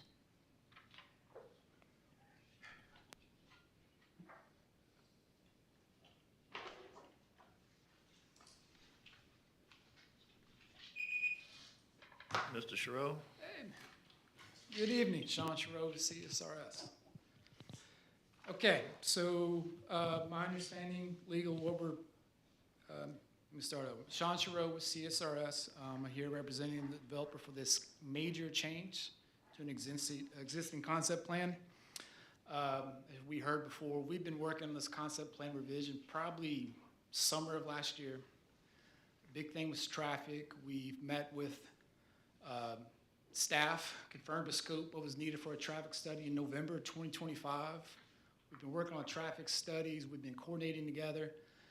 And we're at this point, here we're in March. We're at a point where we are seeking a recommendation from this group that is being passed on to the council for the final approval of this major change. So what we're here tonight is a recommendation with however you want to condition it, not condition it, going towards the council for approval.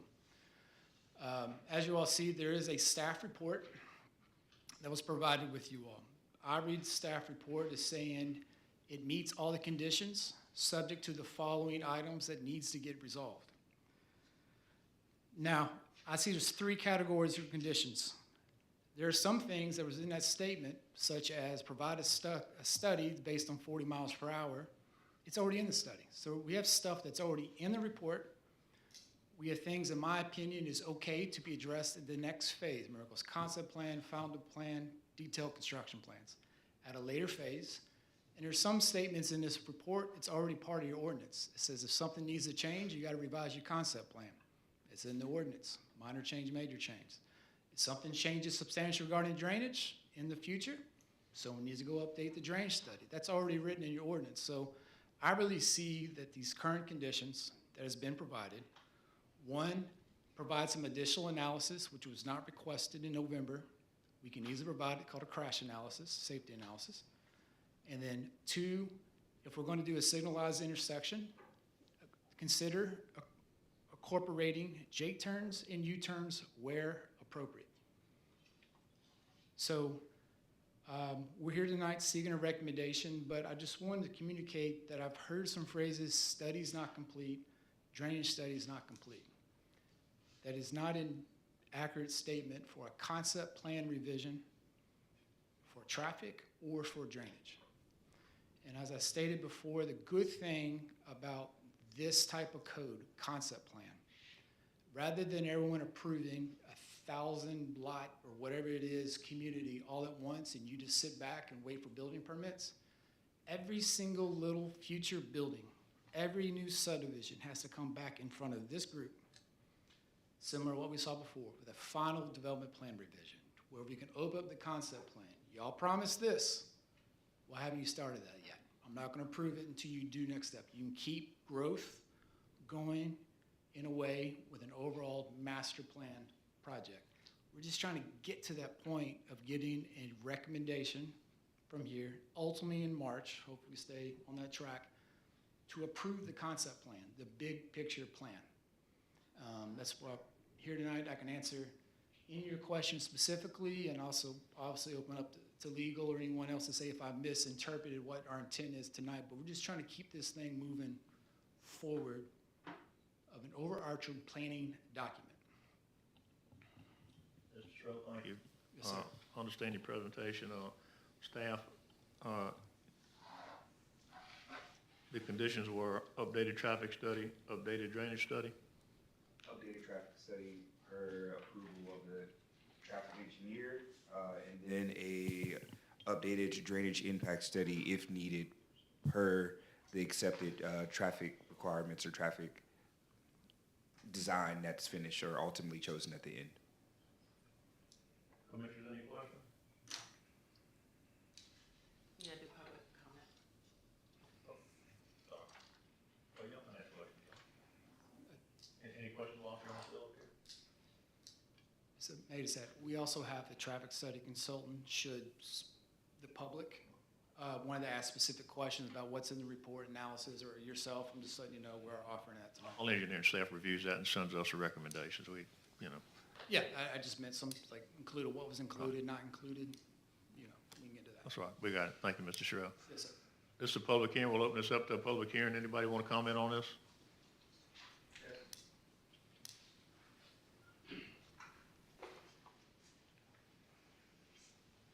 Thank you. Richard Tomley, I'm the president of the Preserve at Harveston 8 Homeowners Association. I'm trying to understand, and from the notice that we had, what changes are being asked for in this is it a zoning change, or is it just changes in the green space, and where can we get that information? When they change the conceptual plan, the way it was done originally, it has to go back to a zoning commission meeting, because they changed the conceptual plan that basically changes some zoning requirements. From here, it's got to go to council for another public hearing. Okay. And then this And to answer your other question, I don't know exactly what they're changing, but we'll ask Mr. Sherrill when he gets back up Okay, here. and this notice does not, at least as I read it, address the issue of the roundabout versus the traffic signal, and I think we need some clarification on, is that gonna occur with this, or is it gonna? That will depend on the updated traffic study and what our traffic engineer for the city determines, and that person will make that decision. Okay. Thank you. Come on, please. Ron Crum, again, about the roundabout, I just want to ask a clarifying question. When will the public, I mean, if there was a drawing that showed a roundabout for years, and now the roundabout is being considered taking away, when will that discussion become before the public? Or will one guy just with a signature get to eliminate the roundabout that, you know, literally 1,000 families or more, or 2,000 families are counting on to ease the traffic burden? Good question. I don't know the answer to it. Can I ask staff that question? Yeah, so essentially, this is more so the time that you're gonna hear about it. People submit things in all the time just for questions or review. So it's not until we are able to say, so that we're moving forward with this item, that we have had time to review it, and that was one of the things with the consideration of traffic signals versus a roundabout. With the concept plan that initially showed the 2 roundabouts, due to some particular changes, it showed that there were options with roundabouts, options without roundabouts, and that is something that is reviewed based upon technical qualifications of what initially was approved, what the overall goal of design is, and efficiency, and how that kind of like tracks with what the initial approval was. We can't accept anything less than what we were already getting, so it has to be at the same level or above. So that's where some of that consideration review comes from in the process, and it would typically be when this is publicly notified that all that information is available either via staff report, a study in office, or shown as updates on the plans. So we have some of that information, well, we have all of that information available in the office, but part of what they're talking about tonight with the conditional approval is that our city engineer has to sign off on it, and that has not happened yet. So technically, it has not been accepted by the city, which is why the contingency comes into Okay, place. I'm a consulting engineer, 40 years, mechanical engineer, though, the most noble of all professions. But,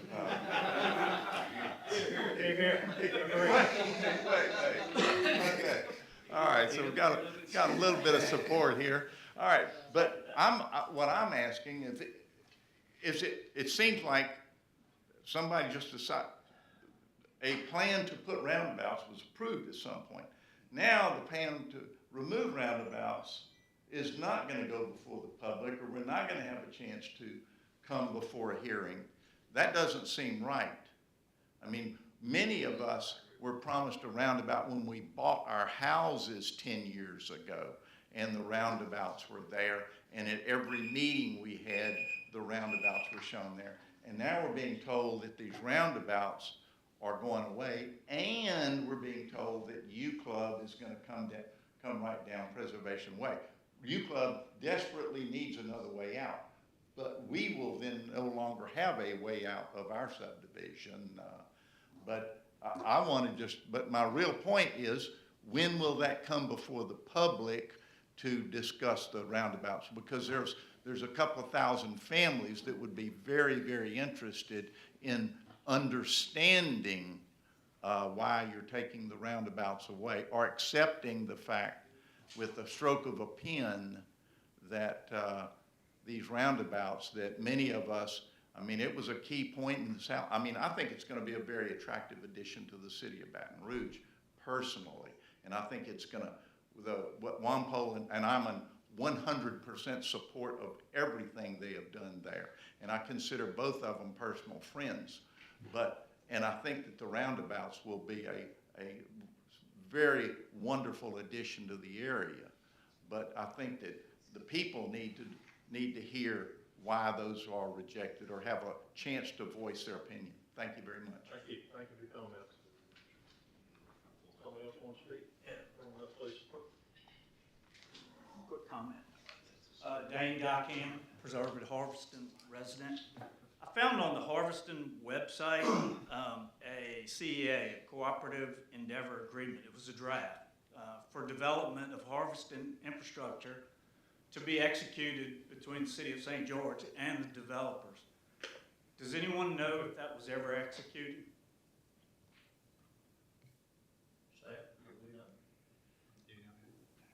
I'm not, I'm not, well, first of all, I'm not sure, I mean, there's been lots of discussions about various things. I don't know what the subject of this. This one was particularly focused on the roundabouts. And there was no mention ever of the traffic signalized intersection. The answer is anything related to the roundabouts has not been signed. Okay. That's You're fine. talking about. It was a CEA that was in a draft. To share some costs and. Correct. Exactly. That has not been signed. Okay. It has not been, It's been going on. agreed to by, it wasn't agreed to by the developer, and it hasn't been agreed to by the council. Okay. So it has not been signed. Mark, it's been going on for years, and we inherited this from East Baton Rouge Parish now. So East Baton Rouge Parish might have approved something in the past that we don't know about. And any other comments, please? That gets into a lot of our ownership issues that we may have now with some roads and. I do have a question. When you were talking about, you guys sat down and you started this back in March of last year. You wanted to redo the overarching plan, right? That's the timeline you gave? Let's finish it. It'll help. More information helps. Monty McNutt, 14925 Currency Drive, St. George. I'm against it because it's AE, part of it's in the AE flood zone, and St. George needs a policy for flooding. It's been clear. Yes, we have access to what you have here, but we don't have access, the people do not have access to the detailed studies that your staff does and presents. I too am a mechanical engineer, and we like to see the details while we trust, and I think we have a good staff. The only person I trust is God. Everyone else I verify. So we like to do that to ensure good practices. So again, I encourage developers to bring their information to the HOAs. The other thing is, what is the process for development of approval in St. George? It sounds like the developers think that you can present a concept plan, then you present a construction plan, and the staff approves it. I really don't know. I'm just asking because my understanding is after this presentation, the people are out of the picture. And I would like to encourage St. George to do better than that. Thank you. Thank you.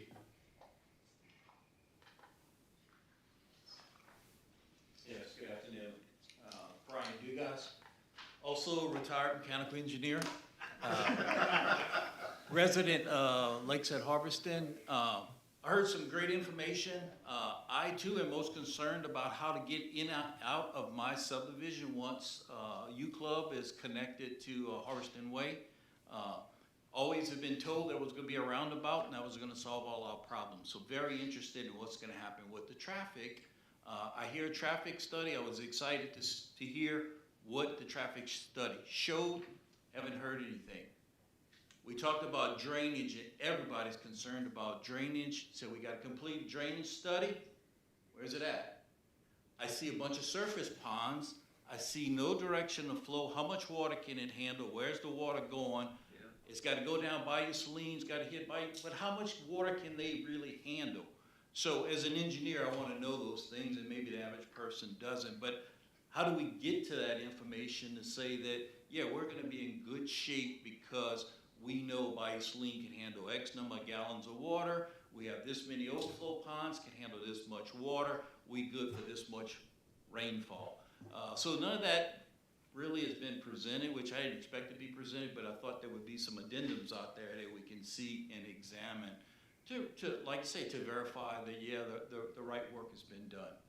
So, my first meeting, new to the community, thanks for the information. Thank you, Mr. Any other comments?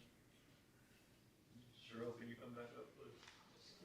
Can I answer his question? So a lot of that information, originally was all at East Baton Parish, who approved the original concept plan.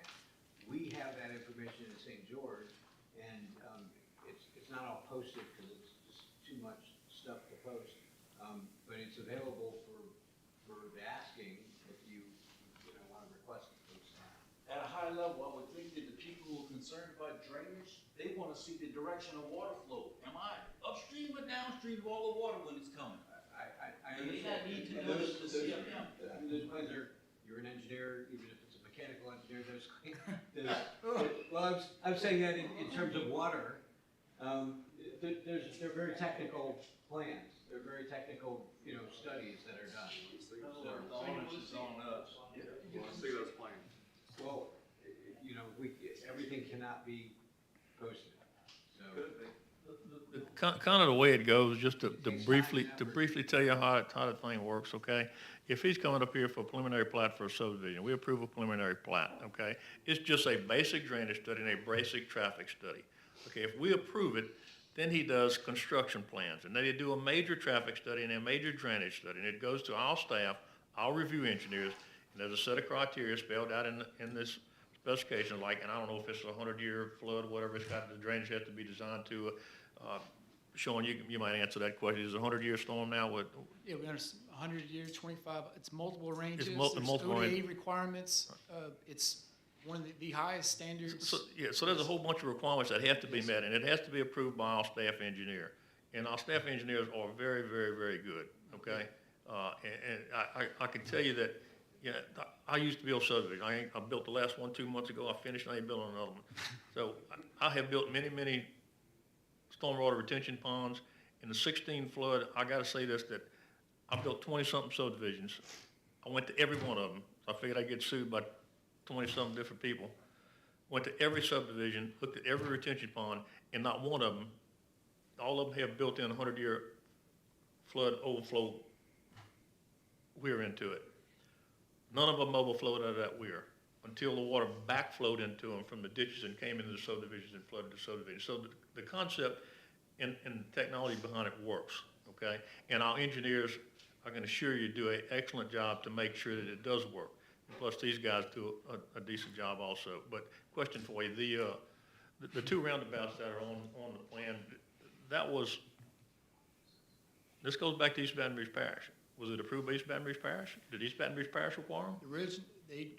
We proposed it to them.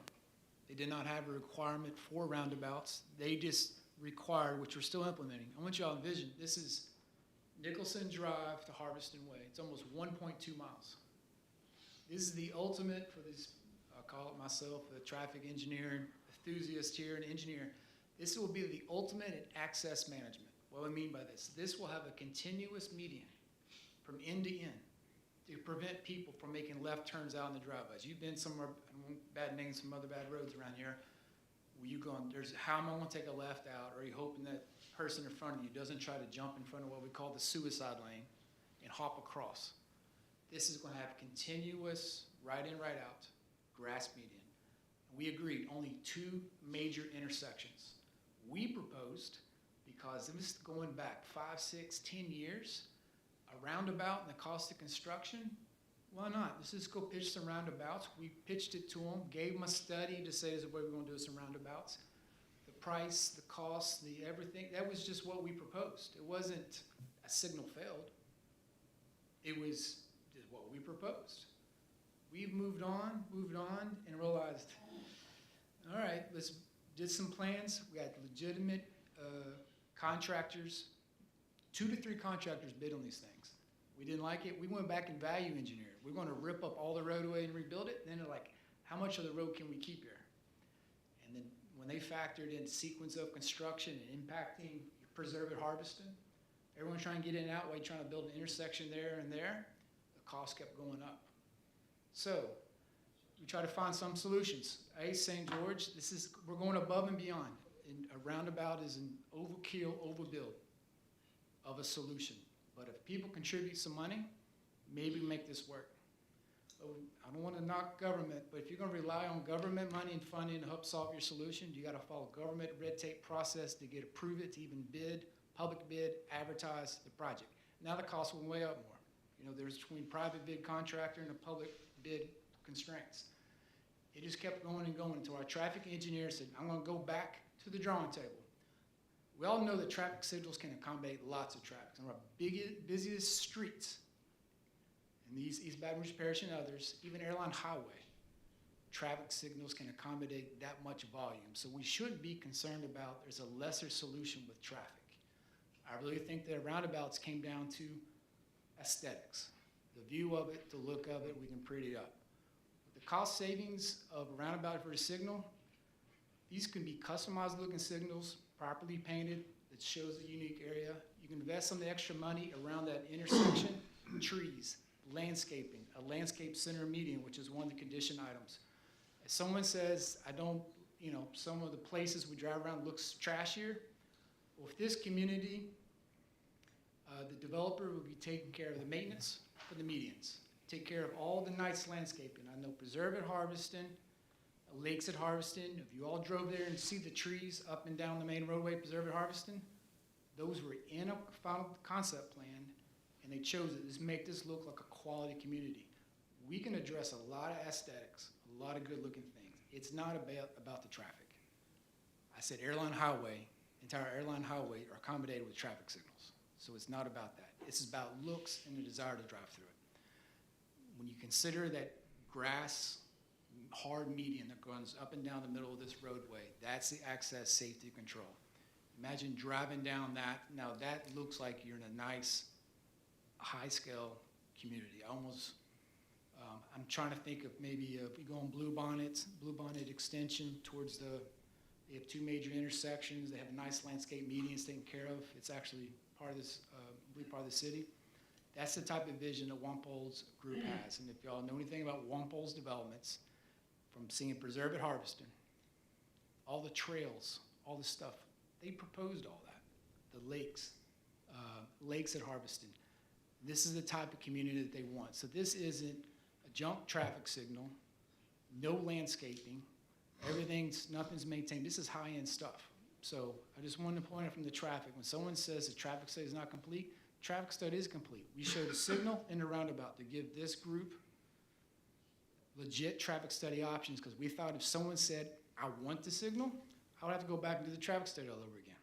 So we have both options in traffic study. Nothing needs to be updated in the study. We just had a recommendation, which your staff can choose to take the recommendation or not, or you all can choose not to do it. It was just a recommendation. Nothing needs to happen.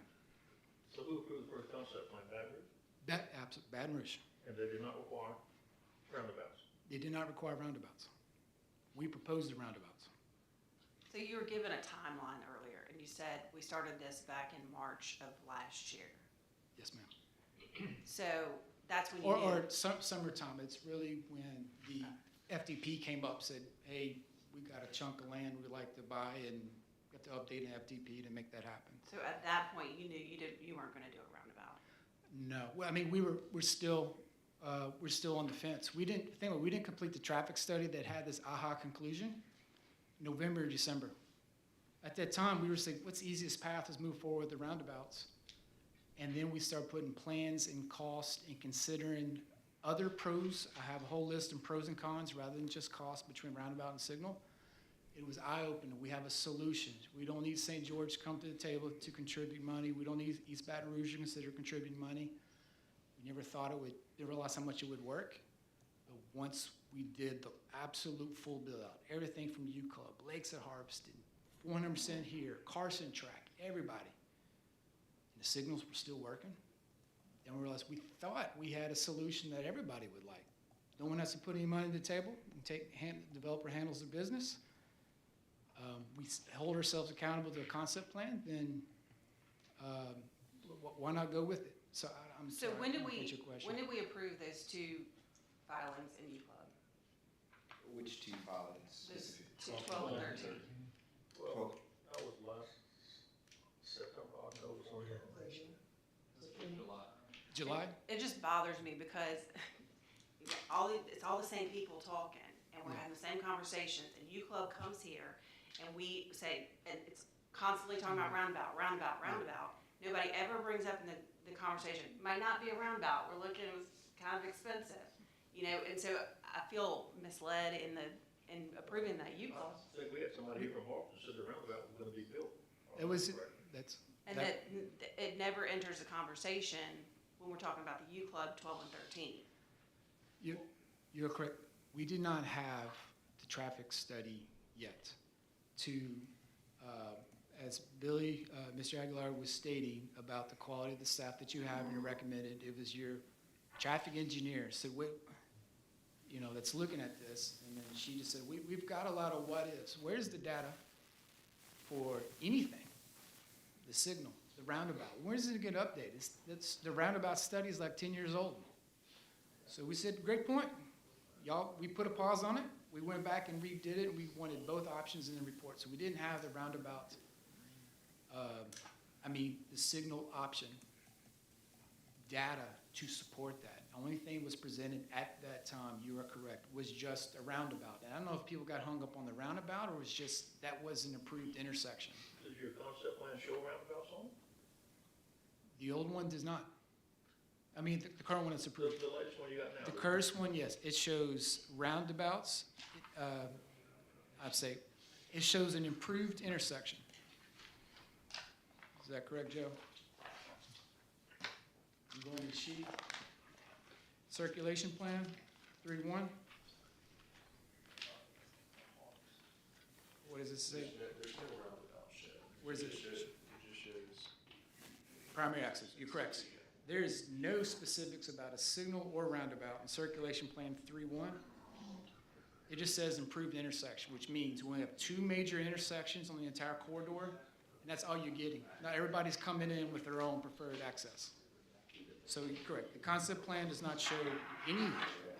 The concept plan doesn't show intersection at all. No, it shows intersections, doesn't show the type. It's right behind you, Mr. Aguilar. Read the footnote, Joe, 1. See and the legend at the top right, it shows you where all the primary access connections will be. Up there at the top right, it says legend. And it says primary access with the number. And the numbers just reflect, in case we want to talk about what intersection number are we looking at. So 1 and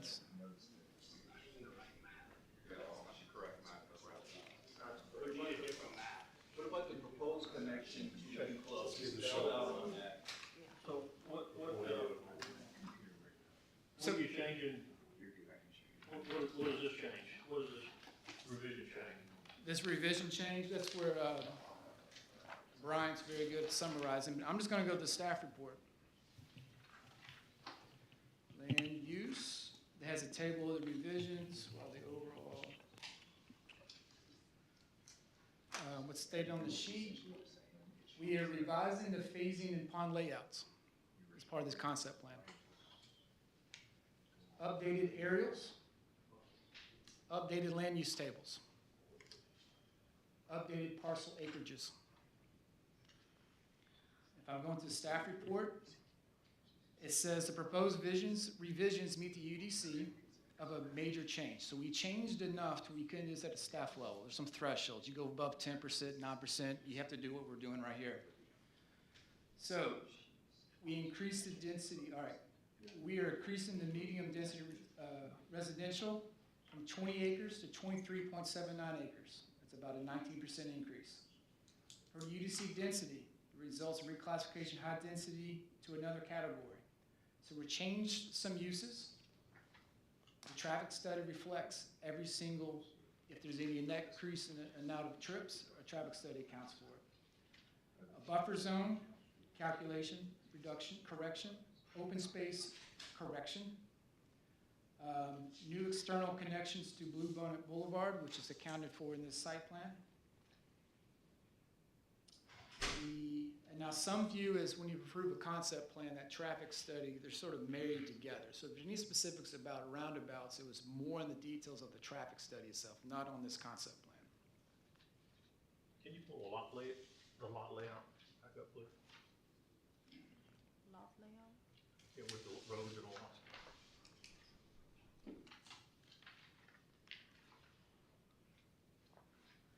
So Commissioner, I want to add that the two roundabouts are shown in the construction plan for the public street, drainage sidewalk, and private sewer improvements for Harveston Phase 1, a mixed-use development, which is that curved street here. So there's an approved FDP for Phase 1 mixed use, and the EBR put a contingent condition upon that construction plan approval. Is saying approval is contingent upon Move BR Blue Bonnet Boulevard construction, which is referring to that two roundabout here. And I Specifically, it was a lot layout for 1B, 2, and 3. Phases that the preliminary plat was approved for. This preliminary plat on item number C. This, Mr. Aguilar, are we referring to the FDP that just came up here? No, Okay. I'm referring to have that. I want to look at the lot layout and the street layout. We have for the approval phases 1B, plan 2, for and that. 3. Not that. But it shows the lots too. Which one are you saying? The whole, we were looking at it earlier, remember? From the planning meeting? Yeah. Remember we was asking about the private roads, you got some private alleys and stuff in there? Oh.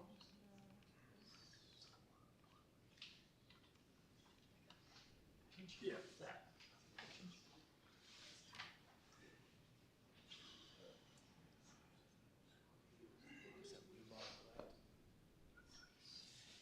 So as you can tell, they will have a second access through this proposed public street, and then it will extend all the way to Blue Bonnet Boulevard, where they proposed as a roundabout there. Well, look at, this is a private street, this is a private street, this is a private street, this is private street, private street. The only access to these lots is this private street. And where does the lot line go to? Does it go to the edge of this private servitude, or does it go to the center private servitude? I can't zoom in on that. That's the previous applicants. Is this in y'all? Oh, those, This is this. I don't, it doesn't look like their line work shows to the center line of the roadway. It's probably a common private access servitude. You know, some of them goes to the center line of the private access, and some just, and they all have a common access, sort of like what you see in Roseanne. Who is, That's, who's gonna own the private road? We had this conversation earlier. right, yeah, but that was for the previous development. The previous Thing on the planning commission. I got, there's still a conceptual plan right here, okay? And they're gonna change it, so I'm still asking this question, because actually, I missed it if you want to be honest with you, I missed it, but I'm gonna ask you this question anyway. Who is gonna maintain those private alleyways? The roadways. The private streets, there's no public maintenance. I don't have the typical I'm sorry, this was the previous applicants. Yeah, it is, it's previous, Yeah. the previous, yeah. But maybe, and I don't have the meeting You don't packet have that, okay. all right. with me, but if there's a particular reason you're asking, maybe we're address your concern in another way. I forgot the answer, but I wanted to. Yeah, typically, my understanding on the private alleys, it is an HOA type requirement. It gets a little difficult when the old property line says center line on the roadway, but it's on the outside edge. It's typically, I would assume it's probably an HOA So, okay, let's ask you a question. This conceptual plan is by, the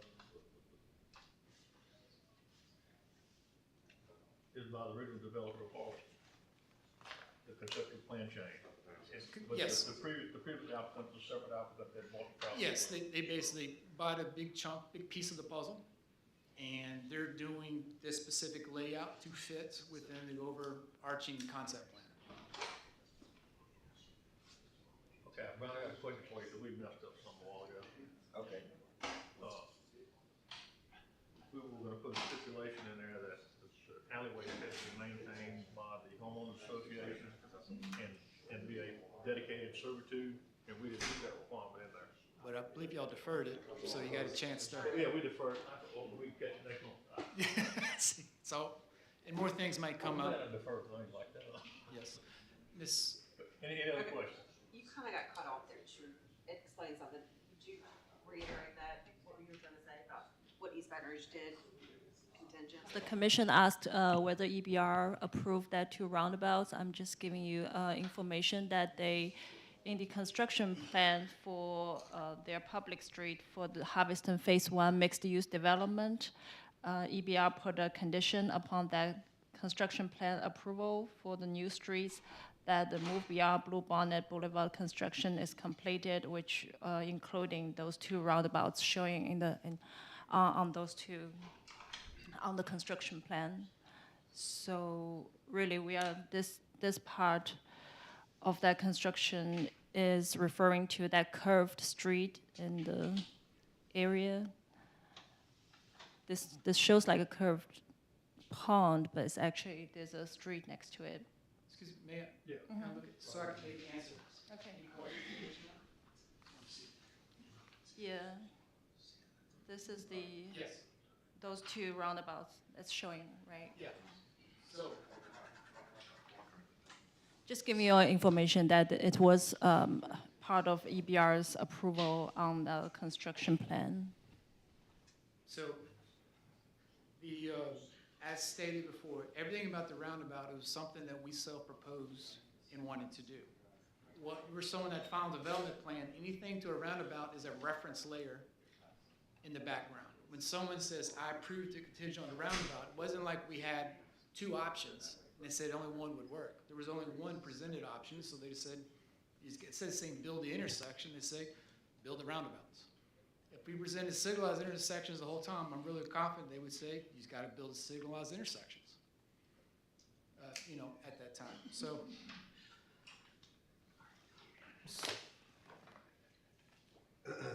Question? I don't have any questions. Question? and if I wanted to dive into the drainage, answer some of the public, since they came out here and had some questions about drainage, we can. So basically, you're offering a cheaper, and I'm not gonna say cheaper, a different avenue, other than the roundabout. We're providing an alternative solution. Yes, it costs less, but there are also benefits to this. One of the biggest benefits is, if you think about it, nothing's really developed out here at this time. When you put in roundabouts, it's typically in an already fully developed area, and you're trying to fix a problem, and you can put it in there. We don't know if that upper right-hand corner, parcel C, is gonna be the next big cell, and all this development shifted over to that side. How do you adjust the timing of a roundabout? You can't. You go all in, and if you've been to roundabouts, there are good roundabouts, and there's some roundabouts that are trouble. This is a multi-lane roundabout. It's not the single lane, it's a two-lane. So when you go to these intersections, if you've been there, roundabouts do not stop anybody. It's a continuous, we call it platoon. Constant goes. Whoever dominates gets it. We want this to be a walkable community. So in the middle part of this, we want to be able to have the pedestrian controls. Nicholson Drive, it will always be a signalized solution at Blue Bonnet. So you got a signal, signal, over the 1 miles. You can synchronize signals. St. George can adjust the timing as needed. We have evacuations. There's no someone sits in the roundabout, says nobody in or out.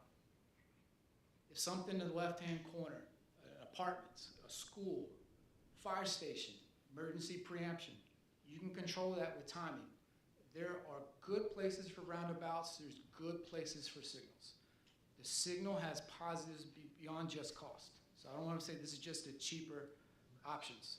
There's pedestrians. We heard we want pedestrians. Who here at a roundabout with continuous movement wanted to walk across 2 lanes, sit in the middle, and go across 2 more lanes? There's no stop control for a roundabout unless you add some more signalized things to stop the roundabout. Now you're right back to a signalized problem.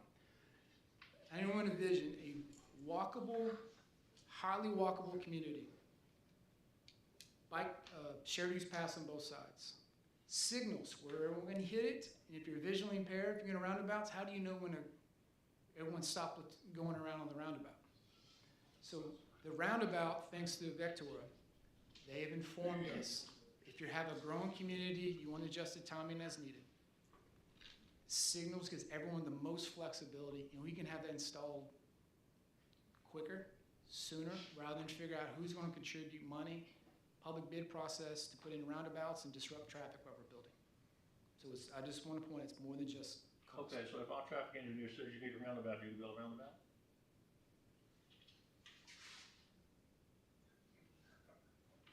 We get on the spot. But on the spot, I'm gonna challenge them to say, I don't think we need to get to that point. Make a decision that we're at a concept plan approval with approved intersections. Okay, staff, question for you, contingent upon updated traffic study, updated drainage. Anything else? And then just the general updates to the plan as usual to address any discrepancies. That's all y'all comments on the plan? Yes. All right. Mr. Moore. Since this is a, complicated little issue here, I believe, what are we doing with U Club? What you do with U Club? U Club, well, it depends how all this shakes out. When it comes to U Club, knowing that we can have an improvement up quicker than earlier, I mean, quicker than way on the roundabout solution, we just go back and talk to the staff. Should we go back and amend the approval? And it would just be for a specific change. You know, it's not the whole thing gets reapproved or not approved. So it would just be remove the condition instead of saying a roundabout. Ideally, we just said an approved intersection at Harveston Way and a full connection to the U Club, rather than get into the specifics of what type of intersection it's going to be. But it would just go back and amend that. But that's not what we did. No, I mean, you're absolutely right. This place was filled with people, and we always talked about the roundabout. And so I feel like the deal is being changed on them. I would also ask them whether you want to spend $1.2 million of your public dollars to contribute to an intersection. And I don't know what they presented both options to people to say, I get it, the signal makes sense versus a roundabout. It was just all that was pitched to them. That's my take, and it just. Legal question for you. Okay, can we make this contingent on review of traffic study by our engineer? Whether they agree to a roundabout and or not a roundabout, come back to planning commission for final approval. Well, or we just deny it. Well, we're just a recommending body at this point on the concept plan. So the council has the final say on the concept plan. So unlike a subdivision where we have the final say, the concept plan. So can the council make that contingency? Can the council make the contingency that If the traffic study recommends a roundabout and or a traffic signal, okay, can they just, we don't necessarily want them to delay the concept plan, but they can make it contingent upon a review after the, again, we're making the exact form you articulated. Yeah, essentially, yes, they can. Once the concept plan does go to council, they can make any amendments or contingencies they want based for the approval. So yes, to answer your question. I mean, I would like to see if they can condition it. I would like to see the traffic study completed. I would like to see what it determines, and I would like to see it come back either to this board and or council. Can I? Chairman, I keep hearing traffic study's not complete. For example, there's a comment in this report that says a 40-mile-an-hour solution was not provided. It's in the study. The study has both the roundabout and signalized options in the study. The only thing that needs to be, I don't even call it being revised, would be, as you would imagine, Mr. Aguilar, if everyone agrees to a signal, the next phase of your study is the actual green timing, 30 seconds, 46, 50 seconds, you know, that detailed stuff. That's, some people that call that's part of your study, but it's really design. So nothing really has to go backwards. And the only other comment that someone can say is the crash analysis. First of all, crash analysis was never even required by the staff in November. We have no problem doing it. But the crash analysis is really at Highway 30 in Nicholson.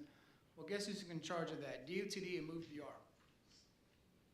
And if we make this connection in U Club, 20, 30% of cars don't have to go through Nicholson Drive intersection anymore. That's got to be removing cars. There is a benefit to that. But that's final detailed stuff. We're not going to approve it now a project based on what may or may not happen in Nicholson. Well, see, we've already approved you with a roundabout, and Harbison's already agreed to the roundabout. So you want us to approve it now with the roundabout to handle U Club, we'll do that. But we're trying to get it to where we can review this in the future to make sure that it works with U Club and everything that we've already agreed to. So we can have to have another public hearing with U Club to reverse the roundabout. Your public hearing for this entire issue is at the council meeting, which makes the final approval. That's my recommendation. We In got a this, councilman here, Mr. Elmer, you wanna come tell him that we'll make a thing and bring it back to planning commission? There he is right there, he'll do that. you're a recommending body. This is zoning. This is the reason why we're going through the right process. You're making a recommendation. You can actually overwhelmingly recommend and approve this. The council can say, I don't want it. So we gotta get to the decision. I agree with your application, I agree with where you're going to, but there are too many things that are said about a roundabout. And again, we approved U Club. Can't get a CO signed until there's a roundabout built on Blue Bunny and Harbison agreed to build it, so we got a problem. And U Club can't do a set of construction plans approval without that getting resolved. We're not even close. They They can haven't started. They can get their construction plans approved, they can build a whole subdivision, they just cannot do a CO on a house until the roundabout is built. I don't think my client will make that risk in hoping it gets the final plat. The council approved it. I don't, yes, I don't, I'm not here to obviously advise you, but I just want everyone to feel there's nothing misleading. I haven't heard anything from my client ever and what they've done, John Fetzer, Wampole, Title, is ever intended to be misleading. We're trying to find a solution. I agree with you. We have a traffic study that shows all of U Club, actually it's not gonna be 100% U Club uses back entrance. I don't want people to say that, it's not 1,000. We have this study to show all this will work. The signal gives us the flexibility now for the next 20 and 30 years. It does that for us. We have a solution. We're proposing a solution. We're doing the right thing. We're master planning it. We're not just doing parcel J. I agree, Jim, I've done an excellent job so far, okay, I agree with that. It's just that we got some prior commitments that we gotta figure out how to work out of, if we approve it. Billy, may I make a suggestion or a question? Would you be willing to hold a meeting with the members of Harvest through the HOA Association to go over these items, to make it clear? The well-designed layout and thoughts, because it has been very professional, and thank you for your information and how you prepared it. I personally feel like the community and the Harvest development may appreciate that opportunity. The problem is, there's nobody there from Harveston, only a few residents from Harveston, but we got U Club that's gonna have 1,000 people here shortly. Yeah, and 1,000 people. The Lakes is gonna be 1,150 homes, it's gonna be larger than U Club. That is but it's not not it. built yet, so- And the good thing about the lakes, guess what? It's a PUD. You can't approve the next phase in lakes to confirm proper infrastructure's in place. Should they come out before U Club? We have all the mechanisms, smart growth, before it's needed. You have the ultimate control. That's the brilliance of final development plan. And we're doing what we're doing here. We're able to negotiate. That's what a final development, it's not by right. We don't wanna be Baton Rouge, we wanna be St. George. That's So Baton Rouge approved things and they never come and do what they say they're gonna do in the past. That's why we have a PUD, and I've seen the attention to detail of your staff, the questions you asked here, the responsiveness in here, that we have a two-step process. This is the ultimate way from this appointed body, not as staff in the background, to hold everybody accountable, make sure things get done. You don't sneak up a commercial store, you drive past it at night and say, where's the traffic report? Oh, they had a meeting with somebody, they don't have to do it yet. Okay. We have all the checks and balances here. Let's try to. We just move gotta fast. get going. I have a question, just because you keep saying that the traffic study is done, and what's the status of the traffic study from staff? Per our city engineer, it hasn't been accepted yet, so as of now, It's still being reviewed. Still being essentially. reviewed. And the drainage study. Yeah. Well, the drainage study is contingent upon the finalized design. Right, we gotta if- design the if- whole thing to do If things. accepted and what's Well, needed. it's said that with the underthought that a drainage study will have to be modified if it's a roundabout which puts a signal, but it's never that level of detail. So it does not, I'm confident to say, it does not have to get revised. Okay, so let's try to move past this. Okay, so this conceptual plan modification really is not signing a final plat for anything. Oh, excuse me, a preliminary plat for anything.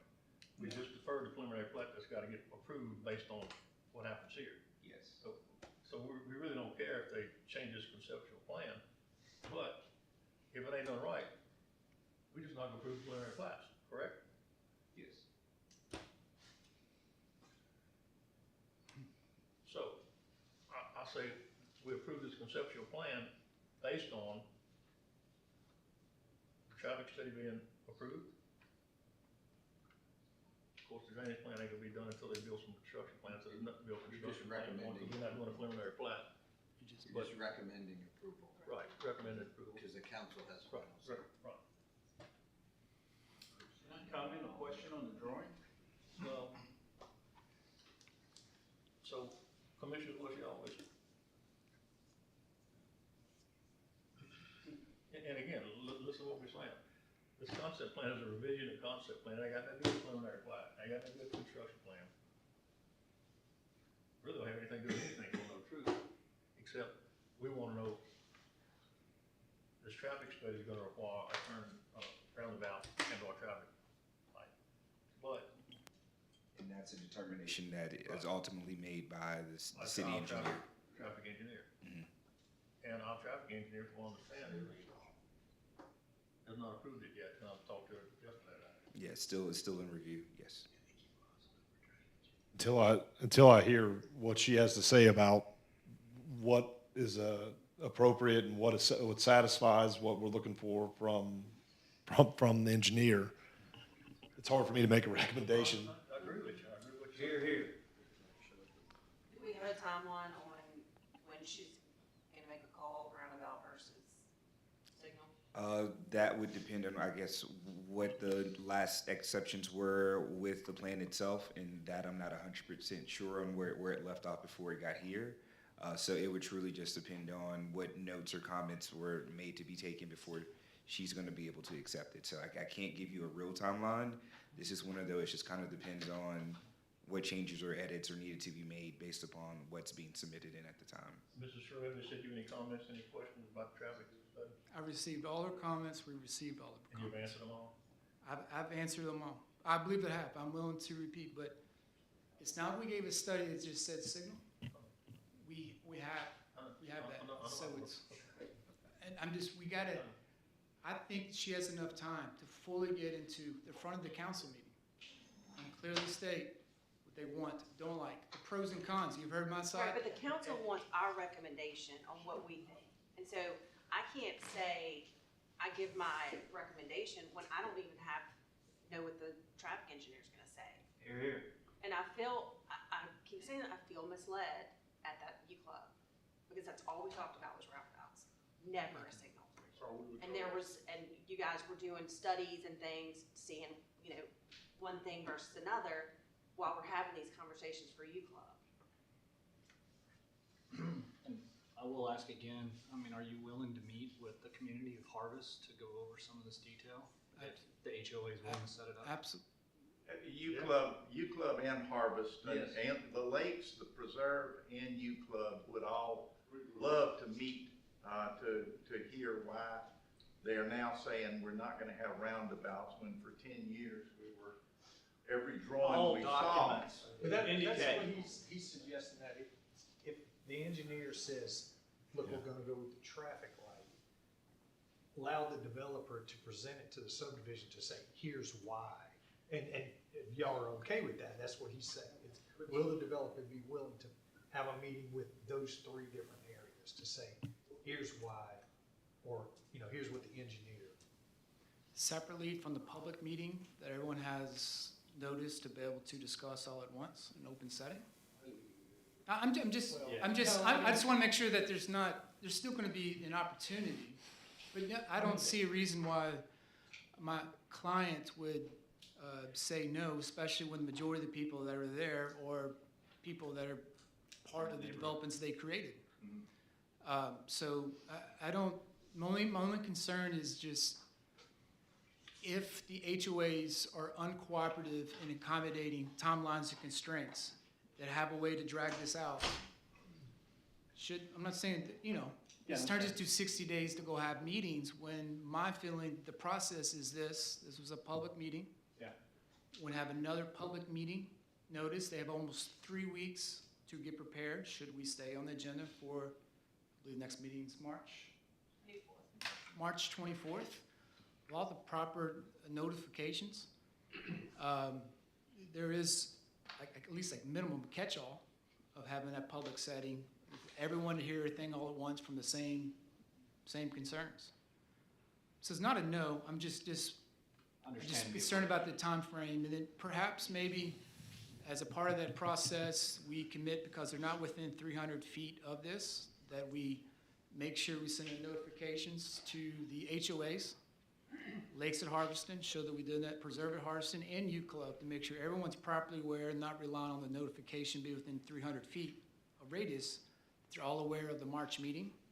And then my client can decide prior to that meeting, do they want to have individual meetings or just wait for the planning commission? But at minimum, we can do notify all the HOAs that aren't gonna get the mailing. I know what you changed on this concept plan, but why are you changing it? The concept plan? Yeah. There are some Was it reclassification, everything you see in red, Mr. Aguilar, those are revisions to numbers. I know what you changed, but why are you changing? Did staff request that you change it? It's a combination of multiple things. Joe can better. So you got to keep in mind that this concept plan was originally approved by East Baton Rouge Parish.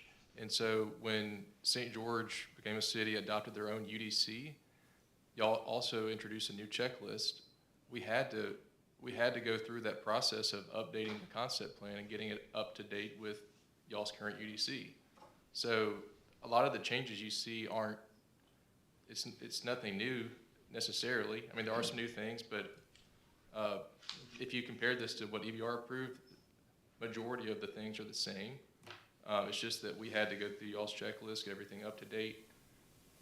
And then through that process, we wanted to get everything aligned with West Village, the final development plan that y'all saw earlier, and just make sure everything was compatible and up to date with where we're going with the development. And through that process, Mr. Aguilar, that's when they said. Hey, Max.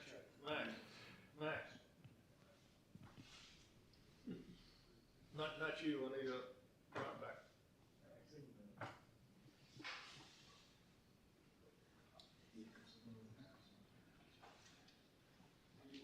I'm telling you, I don't feel comfortable making a recommendation to council. Hey, Brian. As soon as this answer from the traffic engineer, roundabout versus signal.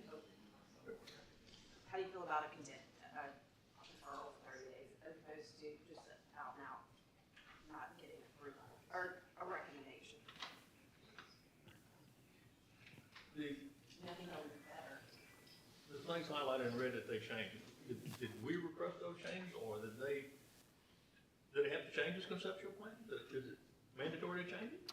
They have to make, based upon the final development plan, which we received first. Right. We recognize that it didn't align with what you guys are seeing here.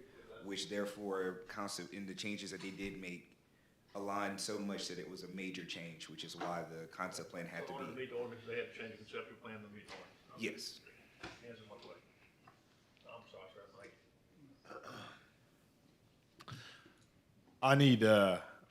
you. I need more time to speak with our staff with the actual information to be able to make any kind of recommendation. I'd like to make a motion to defer to the next planning and zoning meeting. May I ask, is that an option? I believe it's a recommend to deny or recommend to approve. I don't know what deferral. They're deferring taking a vote. There is no obligation that this get approved in the meeting that the public hearing begins. They can continue the meeting and continue the public hearing, and, there's not an obligation that they vote tonight. So are we automatically on the council, should they not make an action You tonight? won't be on the council agenda without a recommendation from the zoning commission. I know the development community is used to getting. Next meeting, that we continue some of our discussion, and we can talk to staff. So, I know the development community is used to getting through planning commission and zoning commission in one meeting. It is not an obligation by the zoning commission to approve or to recommend approval or recommend not approving at this meeting. we got a motion? Second? Want to do a roll call vote, please? Travis Thornton, Yes. Lori Marion, Yes. Jason McAllister, Yes. Ollie McKay, Billy Aguilar, yes. May I ask just Motion to defer. contingent upon which items? Sir?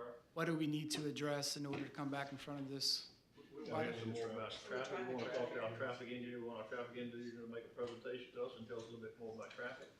And we need to talk to staff a little bit more about. Okay. Is there any additional items from our end to make sure that we I don't think so. Definitely want to see the data renderings, from drawings? the new signalized intersections to where it's very clear that that's the best answer and that's going to solve the problems that we're looking for. As of now, it's just hearing it from you for the first time. So And I want again, to see it. I want to see it from our Okay. staff. we're not knowledgeable enough to look at it ourselves. We need our traffic engineer to look at it with us and explain it to us. Were they normally invited to these meetings, or was it a special case? It'll be a closed meeting. Uh, We won't have a quorum. It'll be a couple of us will go to a meeting. It'll just be a closed meeting. May I ask that applicant be presented at that meeting? We want to meet with them first, and then if we need to, we'll call you and we'll ask you to come. Okay. All right. Fair enough? No comment? So we as the public have to go ask, so you should too. I mean, I don't think it's a bad idea to have a meeting with the club and Harveston, Oh, and I Lakes and agree. Harveston. And because it cuts down on a lot of this, right? They can ask you questions that they can't really ask you in this situation. All they can do is come and talk for 3 minutes, and then you pick up the ones that, you want to comment on. Yes, ma'am. It's not a back and forth. And I think a dialogue is what we Yeah, really just need to have. any of the supplementation, renderings, drawings, or anything, I just want to make sure you all give one more take at this, make sure you're giving anything that, I got your phone number. If we need anything, we'll call you, okay? okay. It'll be on the agenda next month, so we'll be present again. I know him. Look, I know the couple of guys, so he's a good engineer, really good engineer, does a good work. Very excellent speaker, did an excellent job. Okay. If we need something, we'll call you and ask you whatever we need. Okay. Okay? All right, thank you all. Tonight's the first time here. I'm really, it's good to see. Let's move on, please. Any other business? Any other business? Staff? Commissioners, any other business? Hold on. We got general and public comment period. Does anybody want to speak on anything that we discussed here tonight? Again, because there's a general public comment period. If somebody wants to make a comment period, we'll let you make a comment. Can I ask Mr. Short a question? We're not gonna answer questions. To him. I'll be around. I'll start my first meeting. As long as they open the doors right over here.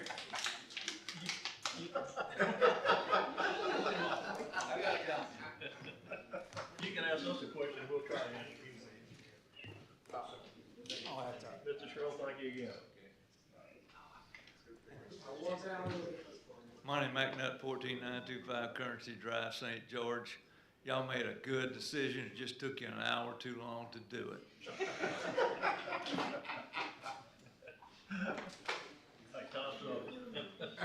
Any other comments?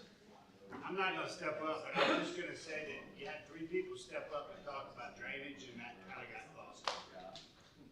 Our biggest concern is drainage. Who's coming back? We know. It was loud and clear. Drainage is a big issue for literally everybody. Okay, we got a motion? Second. All in favor? Aye. Meeting adjourned. Thank y'all.